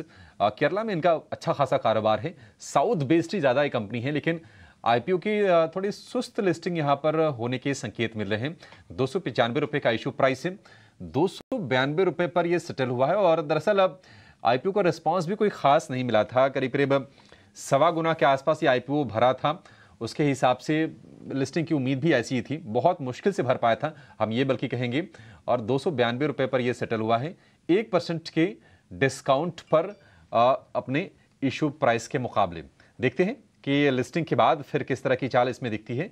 लेकिन उत्साह नहीं था इसको लेकर, हम यही कहेंगे। और अगर हम ग्रे मार्केट के प्रीमियम की बात करें तो प्रीमियम ही नहीं था इसमें। तो यही उम्मीद भी थी इससे कि पॉपुलर व्हीकल की एक सपाट ही लिस्टिंग होगी, और वैसी लिस्टिंग हम देख भी रहे हैं। चलिए बाजार पर नजर डालते हैं और कुछ और स्टॉक्स पर जरा हम अपने एक्सपर्ट से व्यू लेते हैं। एक बार जरा हिंडाल्को जरा चेक कीजिए आप कुछ, क्या हिंडाल्को में आपको तेजी और बढ़ती हुई दिख रही है? क्या करना चाहिए इसमें? देखिए, ओवरऑल मेटल स्पेस में कल और आज हमें एक अच्छा खासा ट्रैक्शन देखने मिल रहा है। बट अगर मैं ओवरऑल सेटअप देखूं तो काफी वॉलेटाइल रहे हैं ये स्टॉक्स। जो दो हमारे टॉप फेवर्ड पिक्स रहे हैं वो है टाटा स्टील एंड हिंडाल्को। तो कल की एक दिन के कंसोलिडेशन के बाद आज इसने अपना अपमूव जो है ये फिर से शुरू किया है। तो 545 का पहला टारगेट है एंड 560 का दूसरा टारगेट है। इन दो लेवल्स के लिए हिंडाल्को में अगर आप चाहें तो एक फ्रेश लॉन्ग क्रिएट कर सकते हैं। 525 के करीब अपना स्टॉप लॉस लेके चलें, बट ध्यान रहे कि मेटल पैक में अक्सर हमें वॉलेटिलिटी काफी देखने मिलती है, तो स्टॉप लॉसेस बिल्कुल टाइट लेके चलें। बट हिंडाल्को और टाटा स्टील ये दो स्टॉक्स हैं जिनमें एक पॉजिटिव व्यू के साथ आई थिंक ट्रेड हो सकता है यहाँ पे। ठीक है, हिंडाल्को में तेजी कर सकते हैं। IOL केमिकल लेकर आइए स्क्रीन पर। IOL केमिकल में हम देख रहे हैं कि आज 8-10% के आसपास की तेजी है और 400 रुपए के पार निकला है IOL केमिकल का शेयर। इस पर चंदन जी आपसे व्यू चाहेंगे। IOL केमिकल क्या आपके रडार पर है शेयर ये, और 400 रुपए के ऊपर कितना बड़ा ट्रिगर बनेगा, कहां तक जाता हुआ आप शेयर को देख रहे हैं? था लोअर टॉप स्लो बॉटम बन रहे थे, वो अब निगेट हुआ है, वॉल्यूम के साथ सर्ज हुआ है। और जिस हिसाब से 390 का जोन निकाला है, यहाँ पे स्विंग बनना चाहिए मेरे हिसाब से। 390 इमीडिएट सपोर्ट रहेगा। एक बार के लिए 415 420 तक के स्विंग आपको यहाँ पे बनने चाहिए। 15 तक के स्विंग्स के लिए तैयार हो रहा है IOL केमिकल्स, क्योंकि यहाँ पे ब्राज़ीलियन हेल्थ अथॉरिटी से इनके पंजाब में 10 API प्लांट्स को एक साथ क्लीन चिट मिली है और इसके चलते ज़बरदस्त एक्साइटमेंट हम इस काउंटर में देख रहे हैं। पर एक नेगेटिव रिपोर्ट आई थी जो कि थी आपकी सीमेंट काउंटर्स पे, क्योंकि लगातार 5वें महीने हमने देखा है कि प्राइस कट आ रहे हैं सीमेंट की बोरियों के दाम पे, और जिसके चलते आज जो प्रेशर है वो कुछ सीमेंट काउंटर्स पे ज़रूर है। अल्ट्राटेक उनमें से एक काउंटर है जो कि गिरावट का शिकार है। इसके अलावा ACC और अंबुजा में भी हल्की गिरावट है। पर एक बार कुछ आपसे ही समझना चाहेंगे, अल्ट्राटेक सीमेंट अगर यहाँ से और कमज़ोरी गहराती है तो कौन से लेवल्स यहाँ पे ध्यान में रखने हैं, और साथ ही ACC पे भी एक बार लेवल्स बता दीजिए। सृष्टि देखिए थोड़े से डाउन टर्न में रहे हैं, यहाँ पे बहुत बड़े क्रैक्स नहीं देखने मिल रहे हैं, बट अगर आप देखें तो साल के शुरुआत में जो अल्ट्राटेक पे टॉप बना था करीब 10,500 का, वहां से स्टॉक लगातार स्लिप ही हो रहा है। अब इमीडिएट बेसिस पे यहाँ पे 9450 का जो नियर टर्म लो था वो आपके लिए एज अ सपोर्ट एक्ट करेगा। अगर वो ब्रेक होता है तो 9200 तक के लेवल्स भी देखने मिल सकते हैं, बट हमें लग रहा है 9450 के आसपास एक फॉल जो है स्टॉक में स्टेम होनी चाहिए। थोड़ा कंसोलिडेशन यहाँ पे आपको देखने मिलना चाहिए। ओवरऑल व्यू अभी भी फिलहाल थोड़ा सा बेरिश ही है। ACC में हमने एक अटेम्प्ट देखा था, एक शार्प सर्ज देखा था कुछ दिनों पहले, जहां पे 2525 का जो इसका 50 डे मूविंग एवरेज है वहां तक स्टॉक ने रिबाउंड दिखाया था, बट वो भी फिजल आउट हुआ है।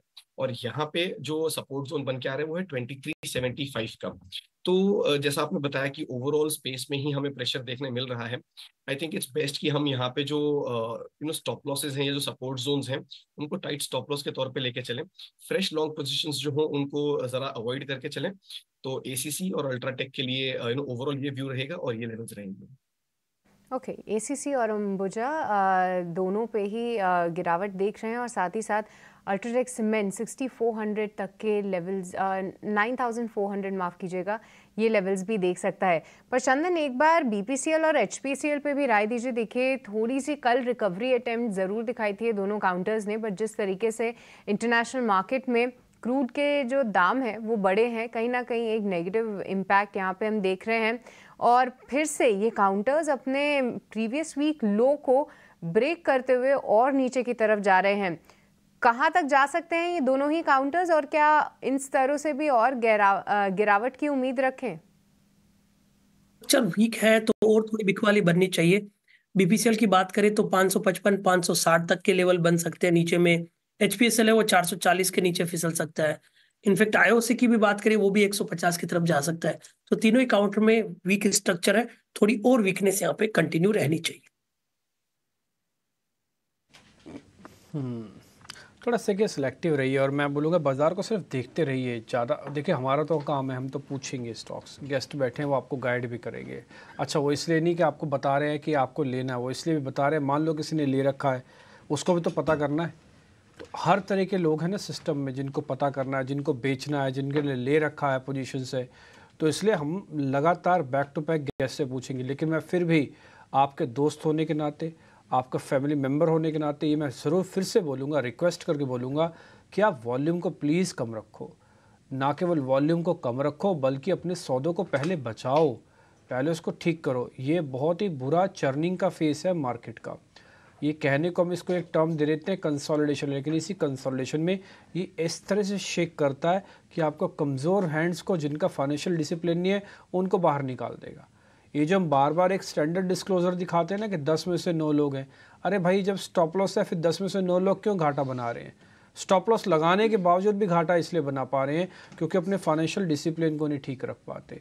लॉस होगा तो ज़्यादा, प्रॉफिट होगा तो कम, इस तरह की बहुत बेसिक चीज़ें हैं।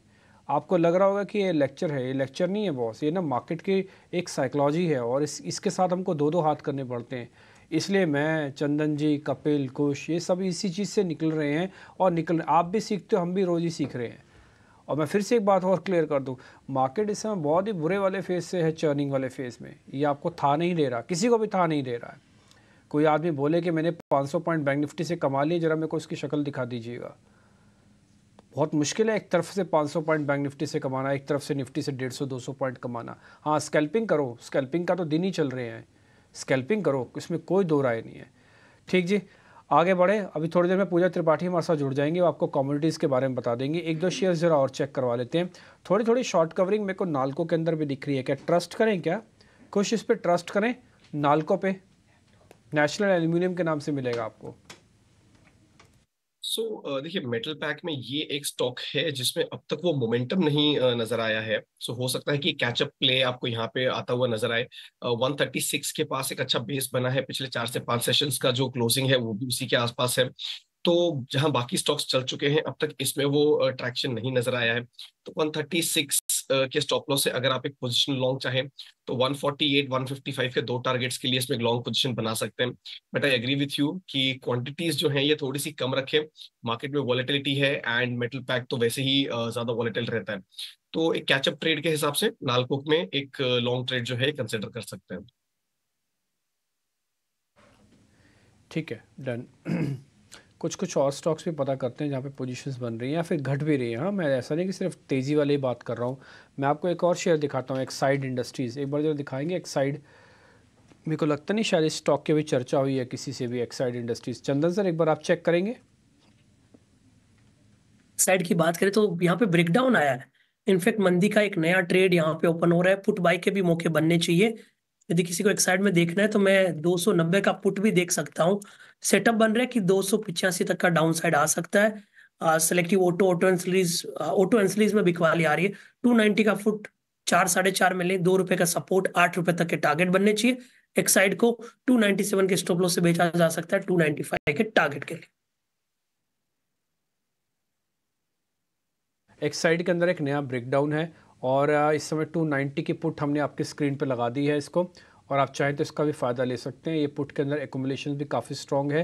ये जो आप 400 पॉइंट देख रहे हैं ना, इसको आप वैसे ना समझिए, और भी गिर सकता है और भी नीचे जा सकता है ये, यानी कि इसके अंदर और भी पैसे बन सकते हैं। यानी एक साइड नीचे का तो पुट के पैसे बनेंगे।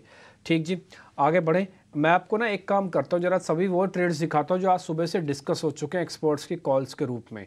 एक बार ज़रा वापस से स्क्रीन पे दिखाते जाइएगा, थोड़ा आइडिया लग जाएगा कि सुबह से जिन शेयर्स पे हमको कॉल मिली थी एक्सपर्ट्स की, उनका इस समय हाल क्या है। बाज़ार के अंदर चर्निंग होती है, ऊपर आता फिर गिरता है, थोड़ा संभल कर ट्रेड करें। सन फार्मा एडवांस और मारुति ज़रा स्क्रीन पे दिखाना। विशाली की 2 कॉल्स थी, सन फार्मा एडवांस और मारुति दिखाइए। किरण की कॉल्स थी कोलगेट और सन फार्मा, ये दिखा दीजिए, जल्दी जल्दी दिखाते जाइए। सन फार्मा और कोलगेट, सन फार्मा एडवांस स्पार्क के नाम से मिलेगा और मारुति है। ये शेयर अभी आपको चारों के चारों शेयर इस समय अभी तक तो दबाव पे दिख रहे हैं। ठीक है, कोलगेट भी नीचे है और स्पार्क पे दिखाइए, SPAR दिख लेंगे तो आ जाएगा वो भी। मारुति डबल दिखा रहे हैं प्रोड्यूसर साहब, आप याद रखा करो। दूसरा विनीत जी ने तो कोई कॉल्स लेनी थी उनसे हमने। अच्छा, एक शेयर और था कैनरा बैंक, जो कार्यक्रम में डिस्कस हुआ था, हमारे एक मेहमान ने हमको बताया था कैनरा बैंक। ठीक, एक शेयर आप दिखाओ इंडिगो, अभी उसकी एक कॉल डिस्कस हुई है 1320 की स्ट्राइक की, इंडिगो। चंदन सर का भी एक ट्रेड दिखा हुआ है मारुति, ऑलरेडी हमने पहले भी दिखाई दी आपको स्क्रीन पर। ठीक है जी, मारुति। तो ये कुछ एक सेलेक्टिव शेयर्स हैं जो हम आपके सामने रखना चाहते हैं। बस इससे ज़्यादा आप सौदे देखो भी मत, जानो भी मत, सिलेक्टेड रहो, बिल्कुल बहुत ही सिलेक्टेड रहो। आगे बढ़े, एक शेयर और है जरा मेरे को उसके बारे में पता करना है, फिर हम एक लिस्टिंग की तरफ भी आपको लेके चलेंगे। नेस्ले इंडिया, ओ ठीक है, नेस्ले इंडिया भी छोड़ देते हैं अभी। ये पॉपुलर की पहले लिस्टिंग चेक कर लेते हैं। पॉपुलर व्हीकल्स की लिस्टिंग हो रही है, स्क्रीन पर आप देख पा रहे होंगे। 17 सेकंड के बाद बेल रैंकिंग सेरेमनी होगी यहाँ पे, और एक्सचेंजेस के अंदर है NSE के अंदर, BSE के अंदर। तरीका थोड़ा अलग अलग है बेल बजाने का, बस बात इतना ही है। लेकिन कुल मिला के कंपनी लिस्ट होने जा रही है। और अभिषेक अभी आपको बता भी रहे थे कि सदर्न इंडिया में इनका काफ़ी अच्छा काम है। और दूसरा, ये बहुत सारे ब्रांड्स के डिस्ट्रीब्यूशन के तौर पर रहती है, यानी कि उनकी गाड़ियाँ बेचती है। तो ये पॉपुलर व्हीकल्स हैं 6% डिस्काउंट पे, यानी कि आपको लिस्टिंग गेन नहीं हुआ, लिस्टिंग लॉस हुआ है। तो कई बार होता है IPOs का भी सीजन सा चल रहा होता है। इस समय की पोजीशन ऐसी है कि मार्केट के अंदर अच्छी कंपनी बहुत बढ़िया रेट पे और अच्छे सब्सक्रिप्शन के साथ आई हो तो लिस्टिंग गेन देगी। अगर उसमें थोड़ी भी मुश्किल हुई है तो लिस्टिंग गेन नहीं देगी। NSE के अंदर ये जो लिस्ट हुई है पॉपुलर व्हीकल्स की, ये उसी का एक नतीजा आप देख पा रहे हैं। सारी डिटेल्स इसमें बताने की नहीं है, आप चाहें तो इस कंपनी के बारे में स्टडी कर सकते हैं। और कोई जल्दबाजी ना करें, शांति से आराम से कंपनीज को स्टडी करने के बाद ही लें। अब आपके पास कोई पर्चा भरने का आखिरी और पहला तारीख नहीं है, अब आपके पास समय ही समय है। जब आपको ठीक लगे तभी आप इस शेयर को लें। और आप तो थोड़ा जिन्होंने नहीं पैसा लगाया और इस मामले में खुश नसीब हैं कि उनको 8% और सस्ता मिल रहा है शेयर, जो भाई आपकी स्क्रीन पर दिख रहा होगा। खैर आगे बढ़े, अब हम जरा कमोडिटीज़ मार्केट की तरफ बढ़ जाते हैं और अपने मेहमानों का मैं ज़रा शुक्रिया अदा भी करना चाहूँगा, और उसके बाद हम ज़रा पता कर लेंगे कि कमोडिटीज़ के अंदर आज का ट्रेड क्या है। चंदन सर बहुत बहुत शुक्रिया, थैंक यू वेरी मच आज समय देने के लिए। कुश आपका भी thank you very much, Kapil आपका भी थैंक यू वेरी मच आज समय देने के लिए। ये एक और कंपनी है SCL लैंड एंड एसेट्स, जो कि अलग हो रही है, और ये कंपनी की भी आपने लिस्टिंग की तस्वीर इस समय अपनी स्क्रीन पर देख पा रहे हैं। और ये BSE का हॉल है जहाँ पर ये तस्वीरें आप सीधा से देख पा रहे हैं, एक NSE से और एक BSE से, दो बड़ी एक्सचेंजेस से लिस्टिंग की तस्वीरें आ रही हैं, और दोनों के अंदर ही लिस्टिंग गेन नहीं मिले, दोनों के अंदर ही लिस्टिंग लॉसेज हैं, यानी कि डिस्काउंटिंग पर इनकी लिस्ट हुआ है कम।